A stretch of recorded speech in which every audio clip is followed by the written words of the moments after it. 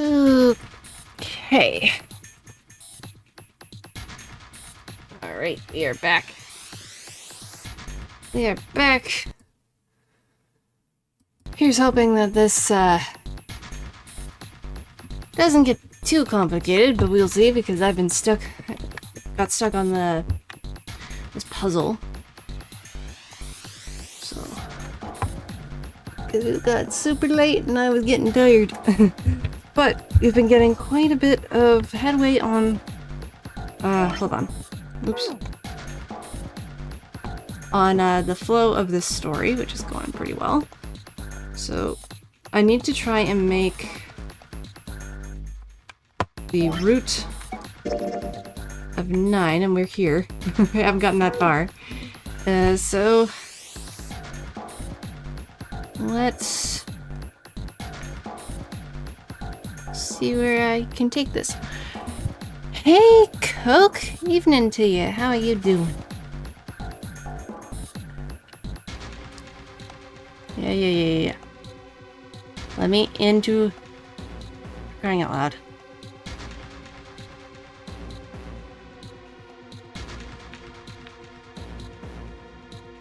Now letting me do the puzzle. Oh no! That's awful. Okay, yeah. There we go. That sucks. You can't sleep, Coke. That's just the worst. That is the worst feeling. Sorry, 1 second.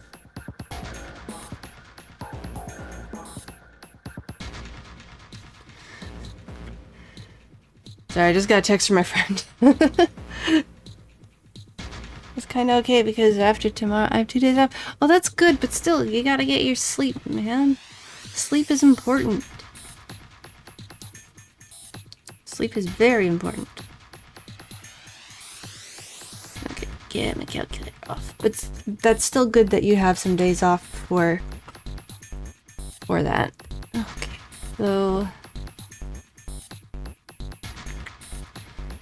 4 plus 5 is 9. 1.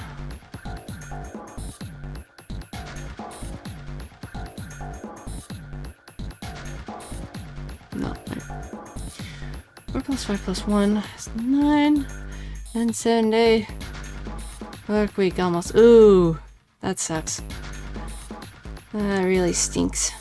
I actually went ahead and ended up booking off some time for Christmas/New Year's, so I haven't really done any of that for work at all. Only 3 days. Yes, you. That's always the best.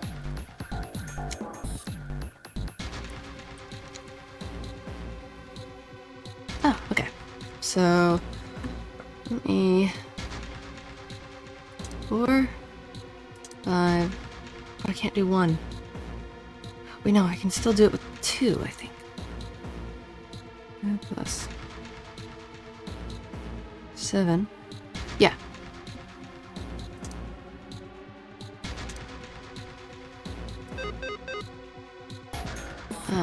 What this puzzle is me trying to figure out these balls in order to get a combination for like opening a door. So I'm just kind of winging it, trying to figure out how to do it. Hey, Hunk and Larry. How you guys doing? Mocha's not here right now, just so you know. She is currently checking her Dominion. I can't use 1 and I can't use 9.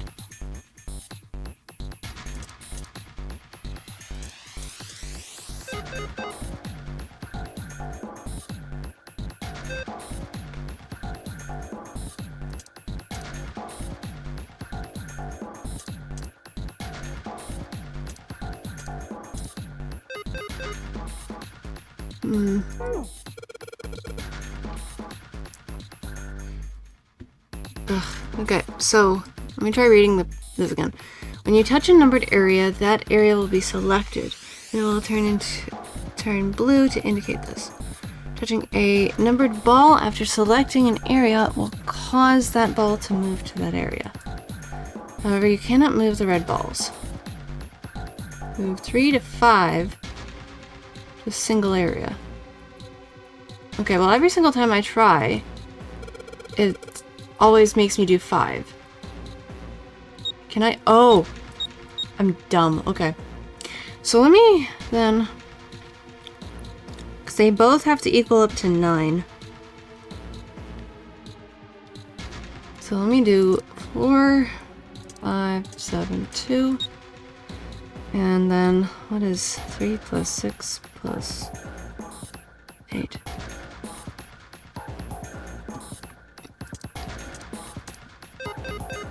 Yeah, that won't work.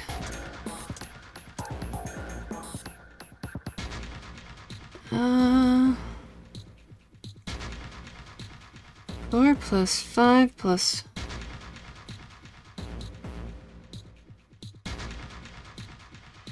You can't use the red ones. 5 plus 7 plus 2 equals 18. 1 plus 8 is 9.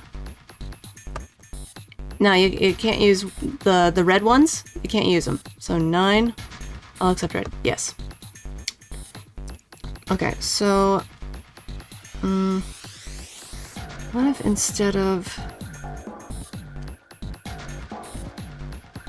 6 plus... Oops. Nope. 3.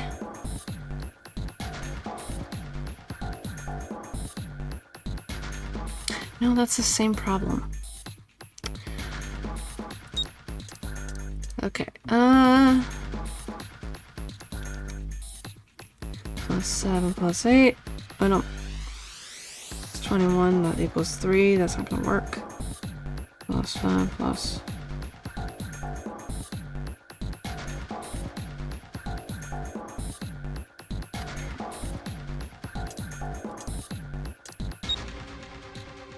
And then... Maybe I don't need to use all the numbers. Hold on. 2 plus 3 plus 4. Shit, that's not gonna work. Okay, hold on. Try that. And then... Because they have to both... From what I can understand, I think they both have to equal 9.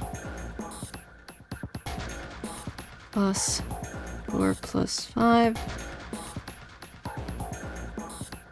No, that equals 2.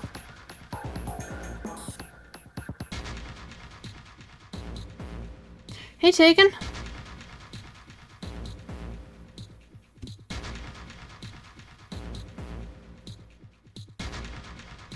No, hold on. I'll read the instructions again. Hold on. No, it's not gonna work like that. So the screen is showing me the ball puzzle and the instructions for it. When you touch the numbered area, that area will be selected, and will turn blue to indicate this. Touching a numbered ball after selecting an area will cause that ball to move to that area. However, you cannot move the red balls. You can only move 3 to 5 balls into a single area. Press the check button once you've moved all the balls except for the red ones, which cannot move. The digital root of the balls in the area must match the number of that area. Yeah. So I gotta figure out what the digital root of the area is.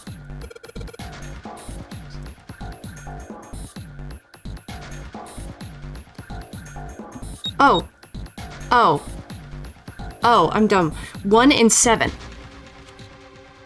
So stupid. Digital root. It's gotta be a digital root of 1 and a digital root of 7. So... That's what the numbers meant. And the top little corners. Yeah, that's smart. That's obvious. Ugh. 2 plus 3 plus 5 is 10.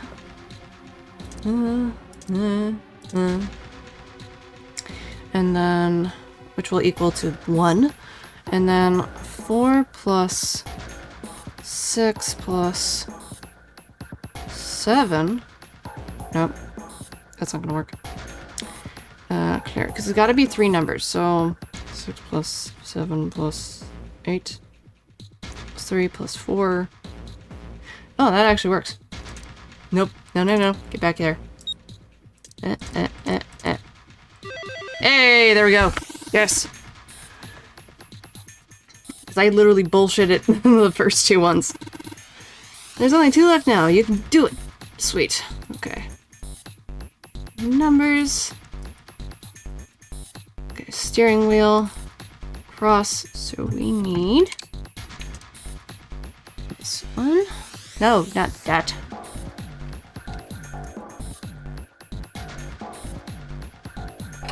Okay. Alright. Damn.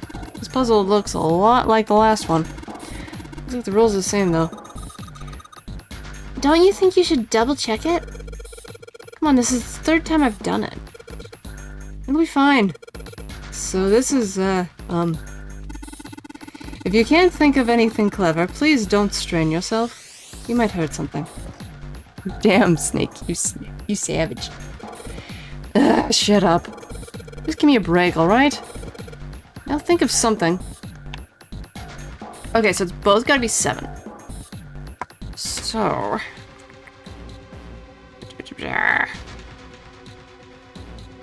2 plus... And they have to be 3 numbers, 3 or 5. 3 to 5, basically. 4... No. So 4, 2 plus 5... Oh wait, no, that's not gonna work.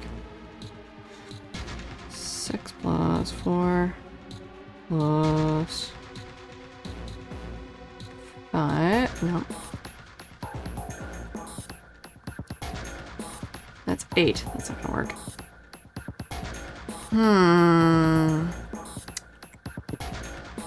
2 plus 5 plus 7 is 14. That equals 5. Plus 4? No. Take away my 3, you thing. 4 plus 5 plus 8. No, it's gotta be 7. That equals 8. That equals 8. Because when 4 plus 5 plus 8 is 17, then 1 plus 7 is 8.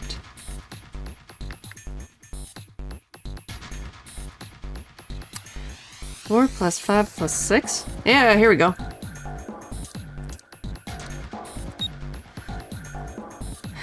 Uh, 2 plus 7 plus 8. Shit. I need 3. That won't open the door. Because 2 plus 7... Oh, that's 9.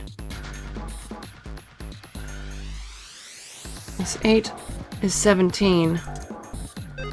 That's not gonna work. Oh, shit, this one does, though, but it's not gonna work for this. 2 plus... 8 plus 6. Okay, 2, 6, 8. And then 4 plus 5 plus 7. Oh! Here we go. Hey, there we go. Excellent work, Junpei. I've only got one left. I can see the light at the end of the tunnel. Yay! Oops. Okay. Cape Coffin Emblem. This is the 4th one. This puzzle looks a lot like the last couple. I think this is probably the last one. I'm kidding. Once we solve this puzzle, I'm sure something will happen. Alright. Solve it in no time. You son of a biscuit. Okay. Okay. 2 plus 4 plus 8. No. 2 plus Anyway, I'm gonna try and fall asleep. I'm gonna jump into bed, and I'll be super slow at chatting, but I'm gonna stick around to lurk though. Okay, Coke. Honestly though, if you have to just go to bed, feel free. Get some good sleep. Random question. Is this pursuing all endings to the game something you normally do, or only for stream? I usually do. I usually try and pursue all the endings.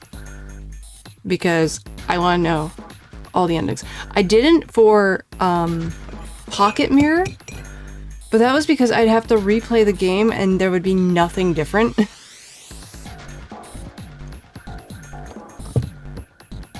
And I didn't want to have to, like, do something like that and potentially get something wrong as well.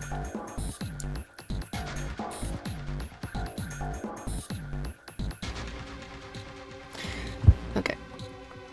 2, 8, 7.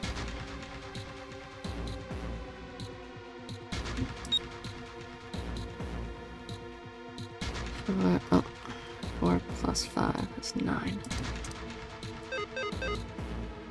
It's not... You son of a bitch. How am I supposed to do it? This is correct, though.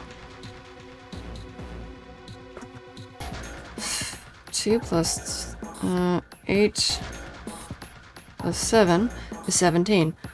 1 plus 7 is 8. But it's not going to let me because I can only do...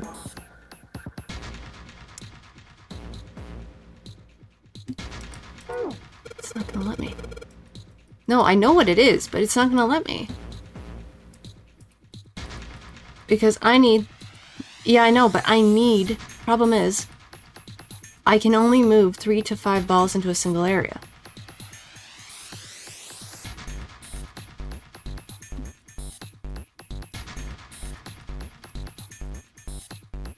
You don't think I need to put anything into 9? Oh, okay. I'll try that.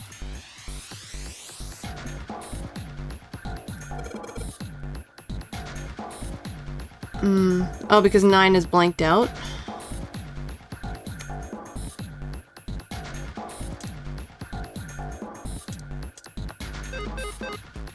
There are numbers left. I can't do that.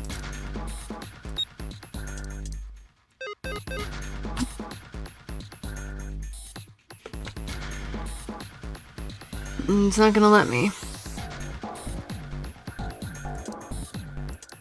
Oh, 2? Yeah, but the problem is... all of them into 8. It won't... It's red. Oh! Oh, I had to make it red? Weird. That was weird. I didn't even think that. Thanks, Larry. Underneath the keyboard? Way to go, Junpei! You answered all the questions! Damn, Junpei, good job! Hey, did you hear something just now? Yes, I heard that as well. From the bottom left corner of the desk, I believe. What? Oh, it's a photo. A picture? Huh. What the... Oh, they're on the ship. What the hell is this? This man with a mustache on the right. He's the same guy we found murdered in the captain's quarters. I fucking called it. He had the Zero bracelet on his left arm. And this second man, with the glasses and a doctor's coat. He's the 9th man. The one with bracelet number 9. He died after he went into door 5. But this guy, the one in the striped suit... Oh man, that's Ace. Yep. Yeah, I guess it is. No doubt about it. When he was younger. What does it mean? What is Ace doing in this picture? Not only Ace, the 9th man and Cap too. And they look happy, like they knew each other well. Nacho chips. I got a few things I can munch on. Why? How? How in the world are these 4 men connected? They're the guys that made the Nonary game. They're on the ship, Junpei. Look at the background. You say Ace is in that picture? Yeah, It doesn't look like it was taken recently, though. Ace, the Ninth Man, and Cap all look about 10 years younger. 10 years younger, huh? Sure you don't mean 9 years? Ah, so the Ninth Man and the man you found murdered in the captain's quarters are also in the picture? Yep. Yeah. Is there anyone else? Or are there only 3 people in the picture? I'm afraid I can't see it. No, there's one more guy. He's got kinda long hair, he looks smart, but a little cold. He's the only one I don't recognize. But we recognize him. Because he's the guy that was wearing Snake's clothing. What's the date of the photograph? It doesn't have one. Did you look on the back? The back?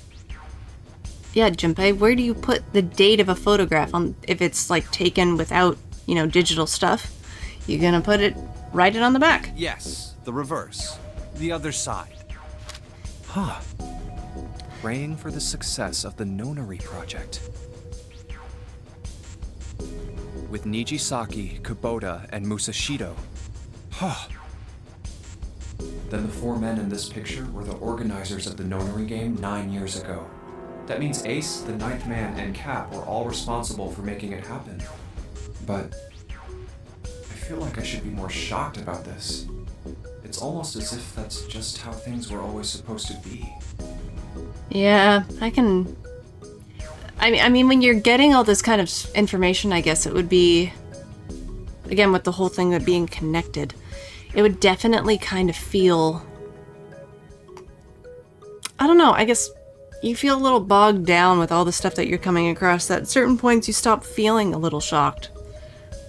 Why? Why am I not surprised? Because you already know this information. Ace was the one in charge of the Nonary project, but why? Why am I so calm? Yeah. It's like I already knew. Yeah, that would be creep. That, honestly, the realization of, like, I already knew this without really realizing it, that's kind of creepy. Ah, of course. I understand now. Ace was the CEO of Cradle Pharmaceuticals. He was the one who invented the game 9 years ago. He was Gentaro Hongo. Ace is Hongo? I had my suspicions from the beginning. Their voices were similar. Hey! Too similar to be a coincidence. Hey, I knew that would come into play. So I wonder then if he does in fact recognize June's voice. Like I said, I know they were kids, but there are some things like you can notice about a person's voice. So, I could never forget his voice. yeah. It was the voice of the devil. I couldn't be sure, though. After all, I had no way to check. I certainly couldn't ask him. Yeah. Even if I had known, however, I would never have told you. Because of the threat. Zero made it quite clear what would have happened if I did. Oh my gosh, I had no idea. Huh? I didn't know that Ace was Hongo. Oh, yes. I suppose you wouldn't have. 9 years ago, you were in Building Q in Nevada, but Hongo was in the Gigantic with us. I know. That's why I didn't know what Hongo looked like. But why? Why didn't you tell me? I mean, I'm your sister, right? You could have told me. I'm sorry. I apologize for keeping this from you. But if I'd told you, Clover, you would have told everyone else. Yeah, she would've. And if you did, then I would have been forced to tell them about what happened 9 years ago. I had to prevent that. Hey, Junpei. You think I could borrow that picture for a sec? Oh, does some of his memories come back? Sure. Hongo, Kubota, Nijisaki, Musashido. Do we get your memories back? Hongo, Kubota, Nijisaki, Musashido. Hongo, Kubota, Nijisaki, Musashido. I think he is. I think he's getting his memories back. Hey, Seven, do you... Shut it! Just be quiet. I'm this close to remembering. This close. Hongo, Kubota, Nijisaki, Musashido. Cradle Pharmaceuticals. Nonary Project. shit. Oh, What? What's wrong? Holy shit, this is nuts. oh. What's nuts? I remember Remember what? everything. Everything? Yeah, I remember all of it. My memory's back. Fuck yeah. Also, oh no, creepy music kicking in. I remember what happened before I got snatched. What? Let me tell you what happened. Like Snake said, Ace is Hongo. From the right, the other three are Musashido, Nijisaki, and Kubota. Musashido was the man with the cash. Nijisaki was Hongo's right-hand man, and Kubota developed the actual technical details of the experiments. How do you know all this? Come on, man, I told you, I finally got my memory back. No, that's not what I mean. I'm trying to ask you why you knew all this stuff in the first place, before you forgot it. You really want to know? To be fair, we already know. But yeah, clue them in. Clue them in. Of course. Me too. This is gonna take a while. Hell, it'll probably take me a good 3 days to tell you everything. Well, we don't have 3 days. Just give us the short version, alright? Short version, huh? Alright, fine. I'll give it a shot. No promises, though.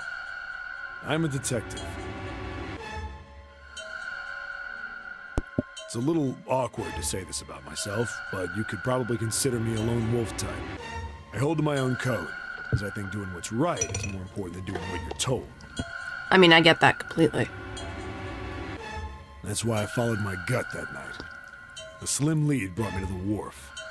Do we ever... I wonder if we do find out who told him, though, to go to the wharf. Maybe it was actually one of those people. They backstabbed them or something. It was 9 years ago. The wharf had been cold as fuck, and I could barely see squat. I was investigating a mess of kidnappings, all of them children. It all had one thing in common. A history of visits to one particular hospital. A hospital under the management of Cradle Pharmaceuticals. And my investigation had turned up evidence that Cradle had been involved in the kidnappings. After a little sweet talking, I managed to finally get a real lead from someone inside Cradle. My source told me this. Tonight, a ship is set to take the children to a large passenger liner docked offshore. So I headed to the wharf. From the shadows, I searched the harbor until I found the ship I was talking about. There was a bunch of movement near it. Oh, we got this image again. That's really cool, though, that we're getting the context of it again, just with, you know, maybe a little bit of different bits and pieces. Men in black suits, many of them carrying large bags. The bags. There was something about the way they moved as they were carried. Yeah, that's not inconspicuous at all, guys. Seriously. No doubt about it. There were human beings in those bags. I moved before I realized it. I came out of hiding with my gun already in my hand. Don't move. Yeah, that's Ace. I felt metal touch the back of my head. Drop the gun. And you can tell, like, at first it's Ace, and then he puts on another voice to try and mask it, I imagine. I could kill you right now. It'd be easy to get away with it, too. Just tie an anchor to your feet, and no one would find you for a week. Not what you want. The fish here would love a meal. He kept digging the cold metal thing into my skull. There was nothing I could do. I did what he said and laid my gun on the ground. Then suddenly, there was a sharp pain in my neck. A needle. A drug? That was my last thought. My face hit cold concrete. I was out like a light after that. I woke up on a hard floor. Damn it! Shit, my head hurts. I did a quick once-over of the room. Where am I? A small, shabby bed, a dirty sink, a toilet with no privacy. I'd seen it countless times as a cop. I'm in a cell, huh? Facing the toilet was a door set into the wall. I was still pretty woozy, but I made my way over to it. I pushed and pulled on it, but... it won't open. Not like I expected much else. Would be dumb enough to put me in a cell and leave it unlocked. Yeah, probably someone not very bright. Threw myself against the door a few times, but it wouldn't budge. I knew it. I gave up and made my way back to the bed. It's... Huh. I sat there for a very, very long time. Who knows how long. Then, I heard a faint voice. The voice was far away. I couldn't understand what it was saying. But I could hear one. It was pretty high, probably a little kid. Huh? No, it was several. I hear 5, or 6, maybe more. Where? Where are they coming from? I pressed my ear to the wall and tried to listen through it. Yeah, there's definitely more bits and pieces that you end up getting now for this than when the first time we heard it in another route, which is actually really smart. Really, really smart. No, that's not it. Left. It's coming from under the bed? I hauled on the metal frame and flipped the thing over. And there it was. The bed had hidden an air vent under it. The hole in the wall was covered by a metal grate. I dropped flat on the floor and peered through the grate. But I knew it in my gut. This was where those voices were coming from. Hold up. Why are there kids here? But then what my inside man told me popped into my head. Tonight, a ship is set to take the children to a large passenger liner docked offshore. Whoa, whoa, whoa. Am I on that ship? It didn't matter. All I knew was I had to get to those kids.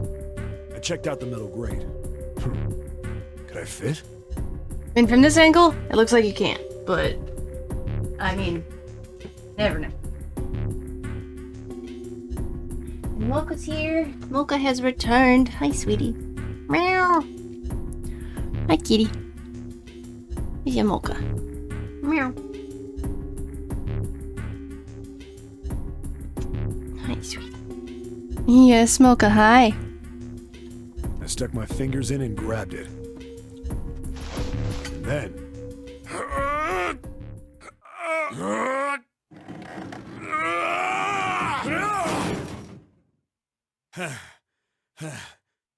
I finally got the damn thing off. Sweat was dripping down my face, so I wiped it off and crawled inside.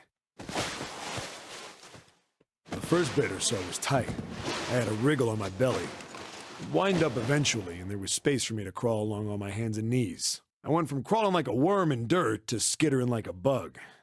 Couldn't say it was much better, but I'd take what I could get. And when I'd been in the thing long enough to start wondering where it'd take me, a massive sound nearly scared the piss out of me. It was like a heavy metal door had just been slammed shut. Then there was a voice. Oh no.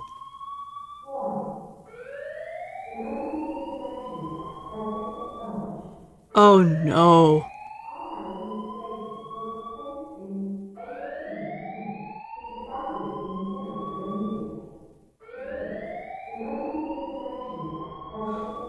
Oh no, is this how...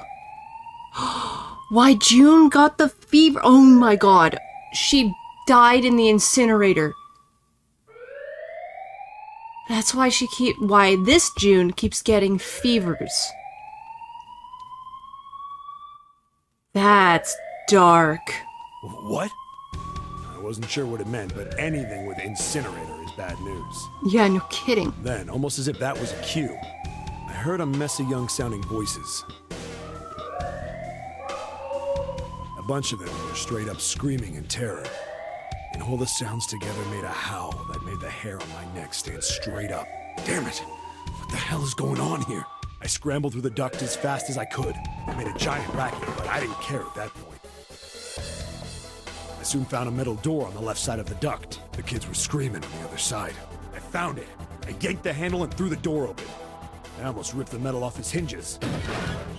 What the hell is this place? I couldn't believe what I saw. The room had a dome up top, and there had to be about 9 walls, all the same size. Up in the ceiling was an upside-down funnel, almost like a chimney. I looked down. There they were, The kids I've been searching for. They all gawked up at me, suddenly silent. For the moment, from surprise and fear. Scared of the room or me, I couldn't tell. Probably not like I can blame them running into a mug like this when they're already scared shitless. Yeah, no kidding. Jesus. I snorted at my own dig at myself and turned to the kids. Don't worry, kids, I'm not your enemy. I'm one of the good guys. All of them stood there, frozen. Well, except one. He was a boy, slightly older than the others. Santa! Private school uniform. Who the hell are you? He stepped forward and glared at me suspiciously. I'm a detective. I'm here to rescue you. It looked like they relaxed some the second I got the words out. How are you gonna help us? Where's the exit? There isn't one. The doors we came in through won't open, and the door over there... He kinda cut himself off. I think he was considering something before he changed his mind. Anyway, there's no point. We can't all get out of here. If we don't get out of here, we're gonna be burned to death. Burned to death? Can't you hear it? That voice said the incinerator's gonna start up soon. So... Shit. The voice spoke again. Incineration will begin in 15 minutes. They only had 15 minutes. I looked back down at the kids. Looks like a good 20 or 30 feet to the floor. No way I could pull them up. Too big of a distance for any of us to reach. What the hell was I gonna do? But then I got an idea. Wait right there. I'm gonna be right back. What? Where is he going? Are you just gonna leave us here? They just got frightened again. I'm not the best at that kind of thing, but I tried to reassure them with a smile. Don't worry, all right? I'll be back, I promise. So just stay calm and wait right there. Got it? I didn't wait to hear them respond. There wasn't time. I had to hurry. Well, as fast as a guy could on his hands and knees. Didn't take me long to get back to my cell. Still no way out of there, but I had a plan. I needed something from the room. When I got it, I dove back into the hole and took off towards the incinerator. Then... Sorry to keep you waiting, guys. I tipped out the doorway and dropped down the rope I brought. Back in the cell, I'd torn the bed sheets into strips and tied them together to make Yo, smart. It was sloppy, but it got the job done. All right, just tie that around yourself, okay? I'll pull you up one at a time. Right. Huh. Wait a sec. Something was off. There were more of you before. Where'd the rest of you go? The boy in the uniform answered. I let them go on ahead. We opened the number 9 door and they left.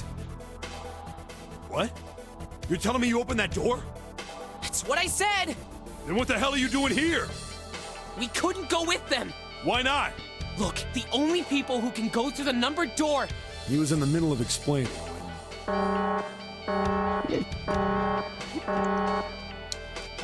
Incineration will begin in 5 minutes. The wall shook a bit from the voice bouncing around. Look, that can wait, all right? Just get us out of here! Right! I grabbed onto the rope. The first one I pulled up was a girl with a ponytail. Next was a girl with a red necktie. A boy in a jacket came after her. He said he'd climb up on his own.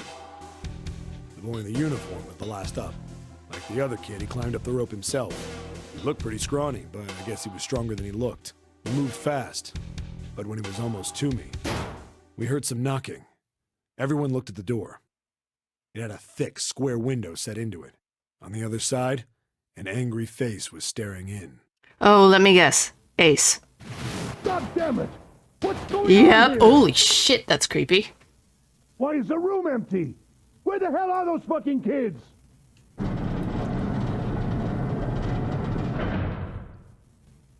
The door opened, and a man stepped in looking half mad with fury. I recognized his face. I saw him many times in photos during my investigation. The man's name was Gintaro Hongo, the CEO of Cradle Pharmaceuticals. Bro, the 80s called and wants the suit back. Hongo saw the boy hanging from the rope. Yeah! It was like he was an animal. He lunged for the rope. Hurry! I know! The boy in the uniform booked it up the rope. You son of a bitch! Get back here, you little shit! 15 feet. 10. The second I could reach the kid, I grabbed him. I hauled him up and tossed him into the duct behind me. No! No! Hongo had lost it. His face didn't even look human. He It was like the bastard pulled off his fake face. He was really a terrifying devil or some kind of damn monster. Damn. I quickly reeled in the rope, leaving a furious Hongo yelling at me from the floor. You fucking bastard! You won't get away with this! How dare you compromise this experiment! Big Pharma, I know. Experiment? What experiment?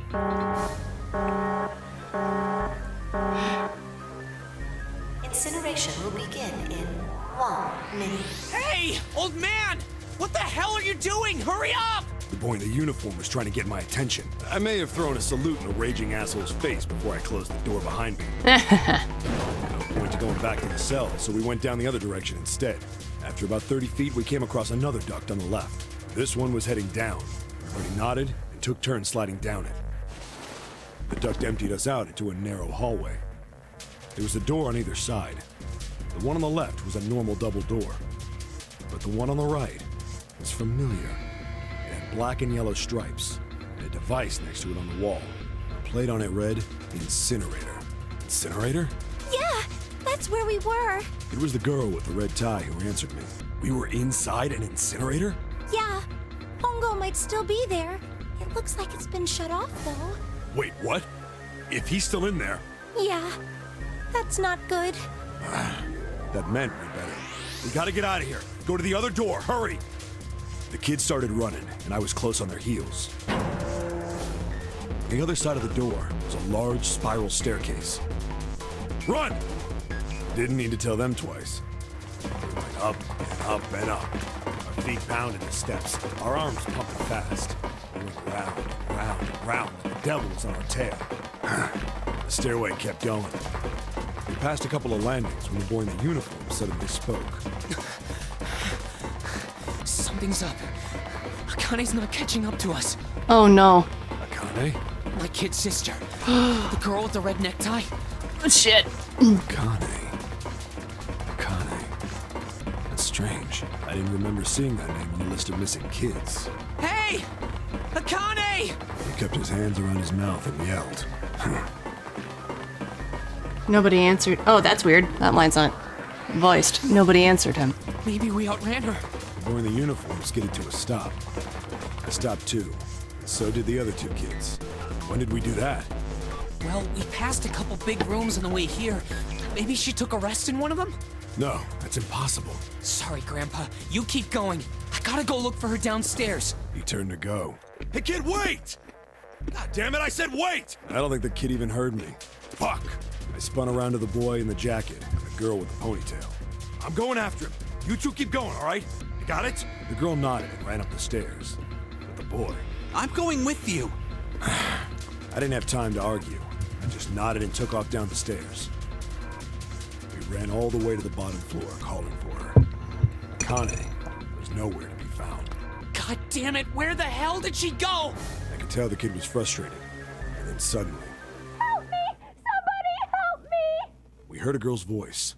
Akane! The boy in the uniform threw open the door and leapt into the hallway by the incinerator. We rushed in after him. I couldn't for the life of me believe what we were seeing. That bastard Hongo had Akane by the arm and was forcing her into the incinerator. Ugh. Come on, goddammit, move! No, I don't want to! Let me go, please! She planted her feet squarely on the floor and was struggling to get away. But Hongo... Akane! My brother roared with anger and charged toward Hongo. Help me! Ah! You're too late, idiot! Hongo lifted Akane bodily into the air and threw her, still fighting him, into the incinerator. Ah! Before we could even blink, Hongo had leapt through the door after her. We saw him land inside. Shit. And then, the door slammed shut. We ran to the door. We did everything we could think of to get the thing open. But... Ah! Fuck! It's no use! The goddamn thing won't move an inch!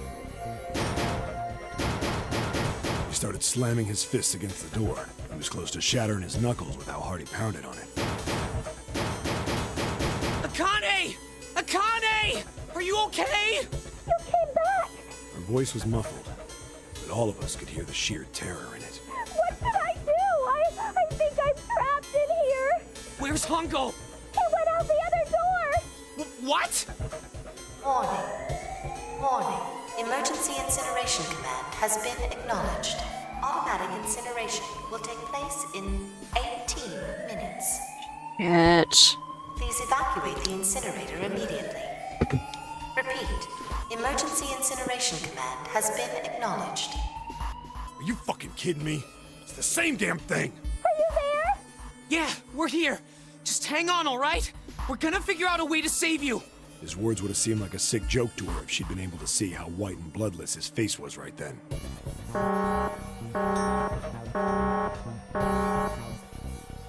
Incineration will begin in 17 minutes.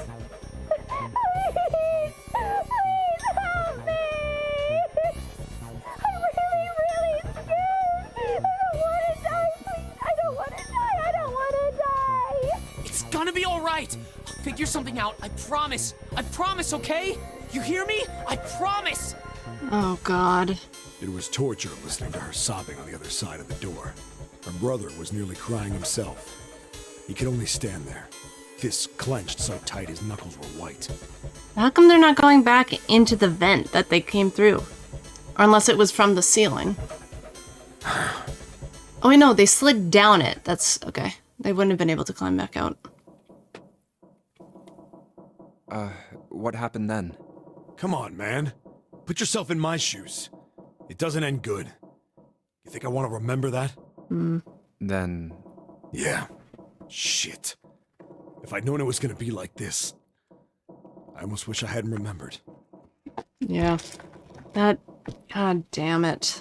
That's awful. Hey, are you sure? Huh? Look, I don't want to ask this either, but there's something I don't get. So if you could just tell me... What was Akane's last name? Did that girl, Akane, really... Yeah, I'm sure. There wasn't anything we could do. After a while, the countdown ended. Fuck. It's just... Jesus.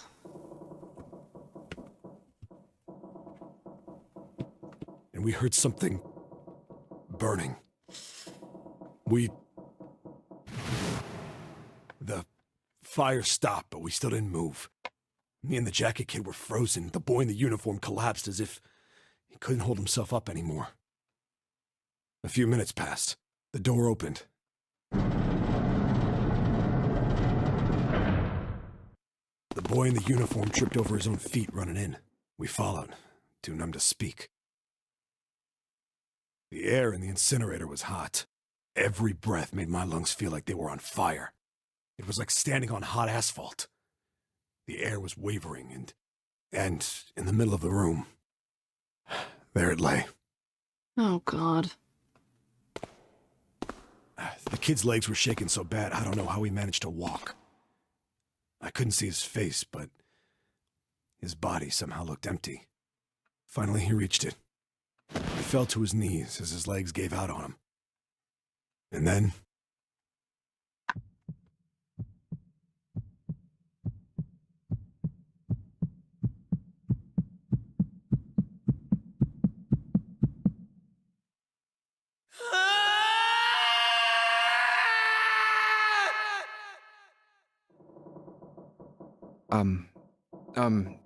can I ask you one more thing? What's that? The girl, Akane. What was her last name? Oh, God. Okay, here we go. What does it matter to you? Just tell me, okay? Please? Kurashiki. Shit. Her name was Akane Kurashiki. I mean, we saw it was Akane. The Akane we know. But... Damn. That... Oh, God.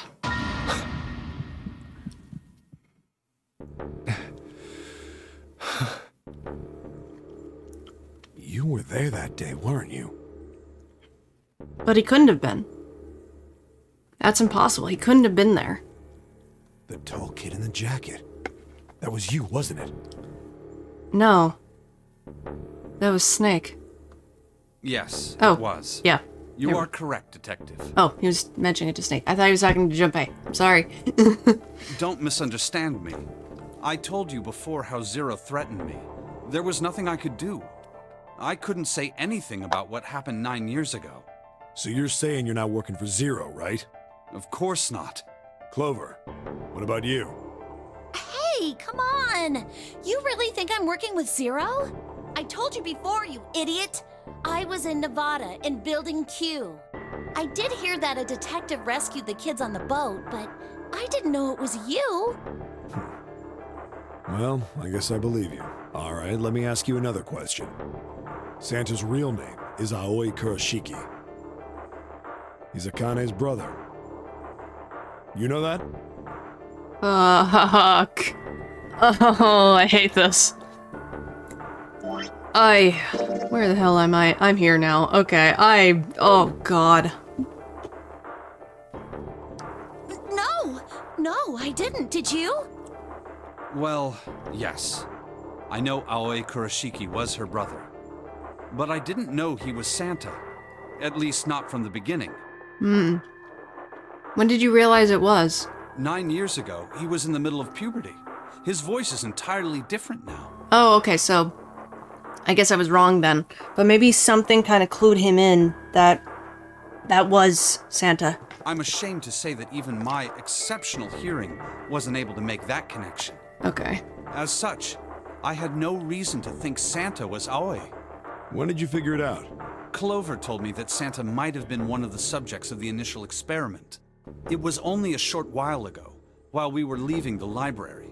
When she told me that, I had a feeling. Santa is Aoi? Akane Kurashiki, June's brother? There's still a lot we don't know. I mean, like, a lot. Yeah. But there is one thing I think we can say we know. What's that? The body we found in the shower room. It had to be Nijisaki, dressed up to look like Snake. What? Come on, man, what kind of detective are you? You didn't figure that out already? Hey, go easy on me, man. I just got my memory back, all right? Cut me some slack. I get you, Snake. Don't worry about it. It's 7. Sorry.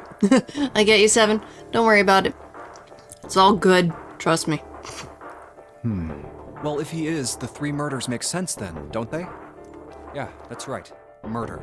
Kubota blew himself up, but that was murder too. So why did these murders take place? If Junpei is correct, and the body in the shower room was Nijisaki's, that means all of the people who were murdered were involved with the creation of the Nonary Project.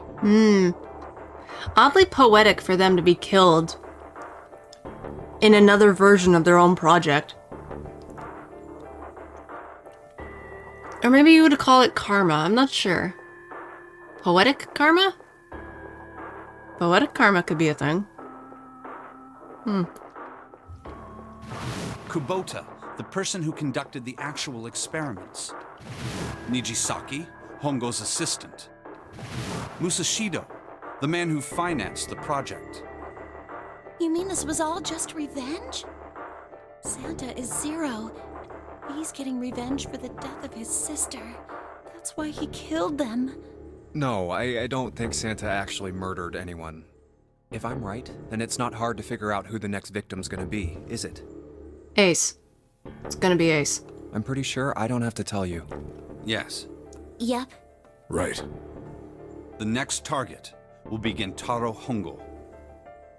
Honestly, again, after what he did to those kids, part of me still says, you know what, let him burn. But at the same time, I'm also in that still blunt mindset of, yeah, no, let him suffer. Have him alive, just let him suffer. Forever. Lock him up in a cell. Let him be alone. You know? I know that's pretty dark, but I have no sympathy for anybody who harms kids. Absolutely no sympathy for anybody who harms children. The person who planned the Nonary Project. In other words, Ace. Fitting he's also the last one to go, I feel. What the hell's going on here? It must be 6 a.m. Our time is up. Shit. Shit! Come on, we need to get out of here. How? Oh, Zero card. I'm betting this sucker opens the exit. Come on, let's go. New material has been added to your file screen. Okay. Card key 0. A key card with a 0 in the middle of it. 0. 0. God damn it, Zero's just screwing with us, isn't he? My question is why, though? Why is he messing with us? Especially if we aren't the ones who... I mean, if anything, it's more or less the victims that are now in this rather than the perpetrators. The one thing, though, I did notice one of the girls that we saw in one of the images had the same kind of color and hairstyle-ish as Lotus, so that is one of Lotus's daughters, because she had twin daughters. An old picture that was in the drawer of the desk in the small, cluttered room. It is a picture of the 4 people who created the Nonary Project. On the back it said the following: praying for the success of the Nonary Project with Nijisaki, Kubota, and Musushido. Of course I mess up the last name. Oh well. Don't need to search this. Yeah, I know. I'm trying to go over here. Gosh dang it. There we go. Swipe the card. Yay, it worked. Junpei, look! It's unlocked. Yeah. Now we can get back to the library. Hurry up, Junpei. We don't have time. Let's go. Yep. Alright, let's go. We're running. We're running. We found it. We found the way out. Huzzah. Huh. Seek a way out. Stopped. Gained all memories of escape in 999. Oh, cool. I just got an achievement for that. Okay, so we're there. We're like halfway now? It would seem so, but we are yet to be out of danger. You're right. Let's hurry. This exit needs the Uranus card, too. Hey, Junpei. Yeah, I know. All right, it's open. Oh, sorry. Okay, Neptune Key, let's see if you work. Yes! Huh, I think it unlocked. Oh! It says incinerator. Well, we didn't find Alice. So this is the incinerator. This is the first time I've seen it from this side, but yeah, I think so. Then there ought to be a lever near the door. Yeah, right here. Pull that and the door should open. Got it. Do we really want to go in there, though? Let's go. Like, why don't we look through the glass to see if, you know, the others are on the other side before we blindly run into a giant thing called an incinerator? Just saying. Ooh. What the hell is going on? What's wrong? Are you okay? Jumpy, you came to get me. Of course I did. I made a promise. I'm so glad you're here. So glad. Hey, what happened to you? I'm fine. No, you're not. I just fainted. I wasn't feeling very good. I'm feeling a lot better now, though. Are you sure? Yes. I just need to rest a little longer. I'm sure I'll be fine. Jeez. This really sucks knowing all of this now. You shouldn't worry about me. No, I want to worry about you. Santa. Hey, where is it? Where's the gun? You hide it somewhere? I don't have it. Oh, shit. Ace. Ace took it. I got sucker punched and they took the gun. They. What? Who took it? What? Isn't that obvious? I took the gun. Yep. God damn it. Ace. Oh, poor Lotus not in this situation again. Oh, this poor woman can't catch a break. Just what the hell do you think you're doing, Ace? Or maybe I ought to say Gentaro Hongo, CEO of Cradle Pharmaceuticals? You have me at a disadvantage, and I don't like that. Yeah, well, I kindly flip you the bird. You know me, but I don't know you. Do you have any idea how much I've suffered? Can you even begin to understand my pain? You can't see it, but I am rolling my eyes so hard right now. I hate this man so much. So much. The pain of prosopagnosia, right?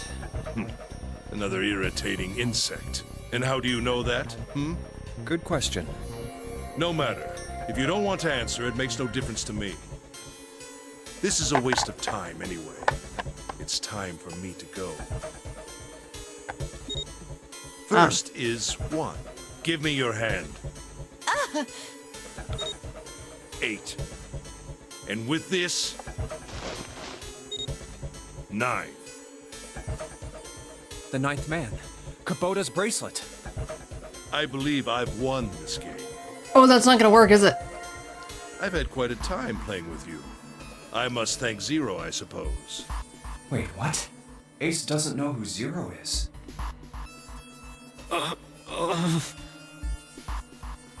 So could it be that my theory for Santa might be right then? That he is a secondary Zero? He's not the real one? Because I made this theory a while back, when we had that whole... In the boiler room. When we were trying to solve that whole puzzle and stuff, and we had that scene with Santa holding a picture of his sister, which we never saw, which was very clever. Very clever to hide that, but I made a bit of a theory where Santa might have ended up working with somebody else. Another Zero. Like, he's the second Zero, so to speak. So, I wonder if that theory might be true? What the hell are you planning, Santa? But then, the number 9 man, what is his actual number, then, if he is not 9? Pardon me. Because the 0-1 bracelet is 6. 6 is actually 9. Does that mean he is a 0? At any rate, this game ends now. I will escape, and the rest of you will have a slightly less pleasant ending. I suggest you enjoy your final moments. Oh, and an ad is going to be starting in 3 minutes, just so you guys know. Goodbye. Wait! Did it not work? Yes! Why isn't it opening? I was right. I was right. One more time. Ooh, Jesus. Now open!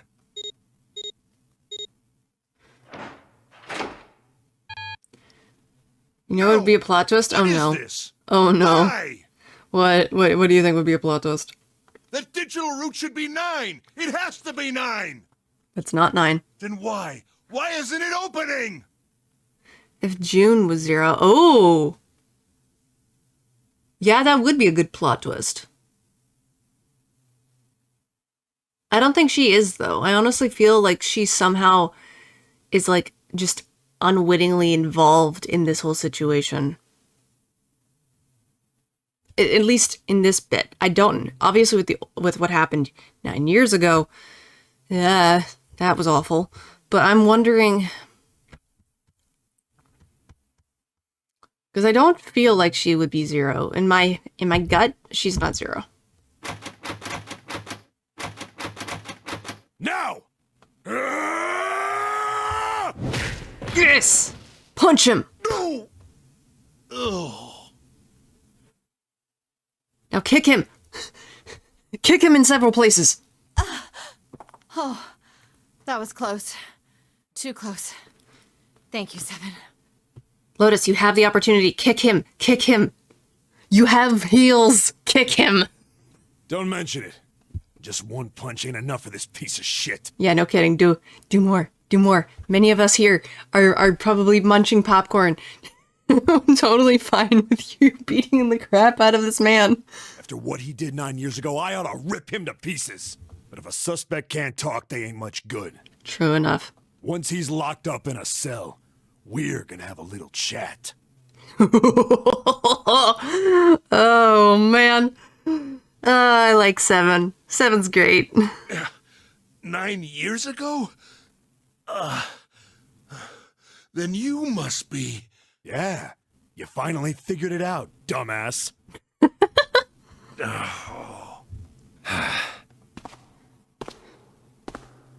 Ace, you killed Kubota, Nijisaki, and Musashido, didn't you? Wait, Nijisaki? Oh, right. You don't know yet. All right. We'll just go through them in order then. Let's start off with Kubota. You talked to Kubota and managed to convince him to go into door 5 alone. Okay, so from what I'm understanding, this is getting in the information that we've received from this ending. Or, no, all the endings, basically. Because he's getting information from every single route that we have gone through. I'm wondering... Oh, because I know Cage said that you will get the information for that eventually. Oh, one sec. Here we go. Because I know, like I said, I know Cage said that we will be getting info as to how Junpei has been getting this. I just hope I'm not dumb enough to miss it. Dumb enough for it to go over my head. Because sometimes certain things will go over my head. You killed him without making it look like you killed him. The way I figure it, you had 4 motives. 1. In the Nonary game, the number 9 is dangerous. Whoever had the 9 bracelet could join whatever team they wanted. Adding 9 to any number doesn't change the digital route. Which means that number 9 could do whatever they wanted. Oh wait, yeah, but the thing is though... Wait, no. Santa is actually 9. No, not 9. 0. So that means his must have been 3 this entire time. You wanted to remove that threat as soon as possible. 2. You wanted the number 9 bracelet for yourself, so that you could make use of its power. In fact, you did use it in the murder of Nijisaki. Yes, it was revealed earlier in my last stream that Santa is 0. But I made the theory that Santa is not working alone. I just don't know if that's true or not. 3. Even if his number hadn't been 9, Kubota was a problem. He knew your past. He knew what had happened 9 years before. You needed to silence him before he told anyone. 4. But last, and perhaps the most disturbing, you used Kubota as a test. You wanted to know how serious this Nonary game was. Was it truly life or death, or simply a harmless prank? You convinced him to break the rules so you could see what would happen. That's so fucked up. That was why you killed Kubota. But he was... Next was Nijisaki. Oh. Oops, sorry. While everyone was off looking for the missing parts for the Reds.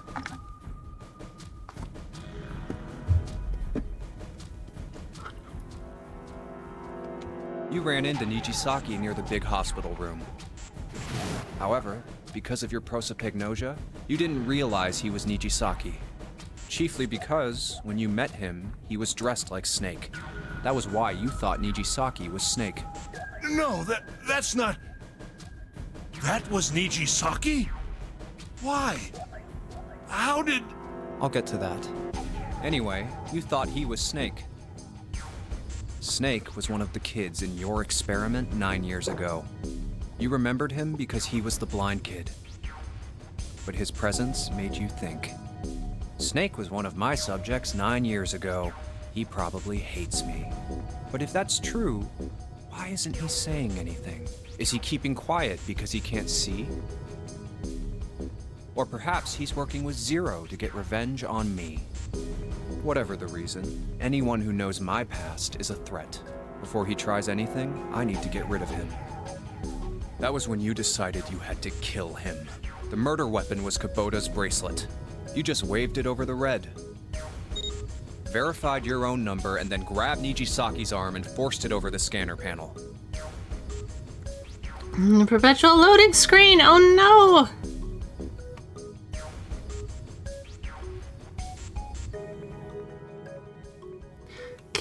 Hold on.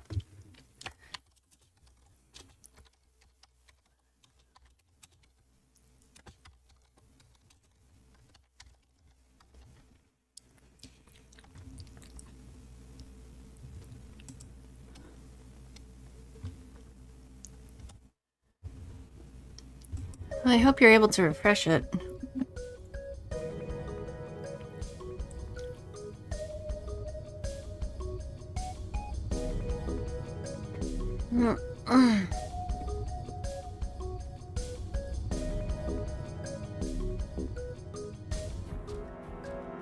Oh, okay. That's good. Then, when the door opened, you kicked him in. 9 seconds later, the door closed. And then 81 seconds passed. And poor Nijisaki was dead. And you mean to say Snake is still alive? Sorry to disappoint you, but I'm as good as new. Thank you for killing the wrong man, but I can't say I like knowing that you wanted me dead.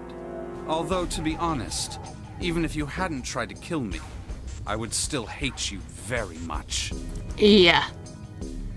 Yeah, very much to the point where it's just like, if I'm going down, I'm taking you with me mentality, and you know what? Fair play.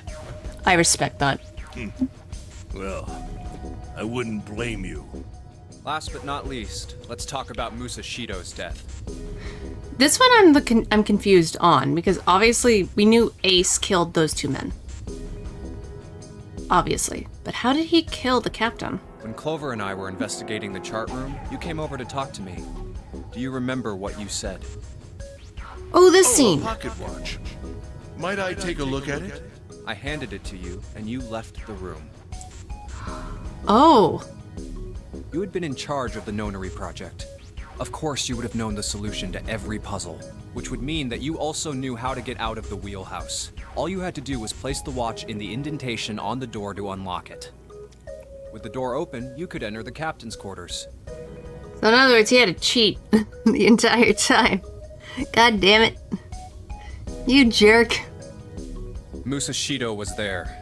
Conveniently placed next to him was an axe that practically begged you to kill him with it. Yeah, and he looked like he was sitting in a chair. There was blood splatter on a chair. Looked like he got hit with it. Hit with the axe while sitting in that chair. You picked up that axe and buried the blade deep in the other man's chest. Yeesh. One blow was all it took. And then you returned to the chart room as if nothing had happened. There was something I wanted to speak with you about, Junpei. Could you come with me for a moment? I had no reason to say no, so I followed you to the wheelhouse. When we stepped inside, remember how you slipped your hand into my vest? You pulled out a piece of paper, the one I used to cheat during the vote. But that wasn't really what you were after. Your true purpose had been to slip the watch into my pocket. Oh, sneaky, sneaky. It wasn't a very good plan. Had way too many holes, and someone saying the wrong thing could have brought it all down around you. You must have been desperate. But what made you willing to risk it all to do it? Ace, Musashido's murder is the only one I don't understand. You obviously did it. But why? Because of this. What's with the paper? Just read it. Let's see. Number 1. There are 2 ways you might survive this ordeal. The first is to win the Nonary game. The second is for you to confess your sins of 9 years past. I have prepared a camera in the captain's quarters. The images captured by that camera will be streamed through a satellite and distributed across the world. Oh, okay, so that's why there was a camera right there. Simply look into the camera and repent. And he didn't want to do it. Wow. Wow. What a coward. My God. Once you have confessed everything, I will release you from this ship. To make your confession more credible, I have left you a witness in the captain's quarters. Perhaps he will confess with you. The decision is yours. Do as you please. 0. When I awoke in that room on D-Deck, I found that in my pocket. That was why I chose door 1 when we voted. If I went through that door, I knew I could get to the captain's quarters. As you said, I knew how to enter the wheelhouse. My plan was to find the pocket watch before anyone else. If I could, then my alibi would be set. At least, that was the plan. Unfortunately for me, you got to it first. That sleight of hand was the best I could manage on short notice. You meant to kill him from the beginning then? Musashido, I mean. I only knew Musashido was the witness after I reached the captain's quarters. You didn't know who he was because of the face blindness. I asked him, and he answered. He seemed groggy. Perhaps he had only just awoken from sedation.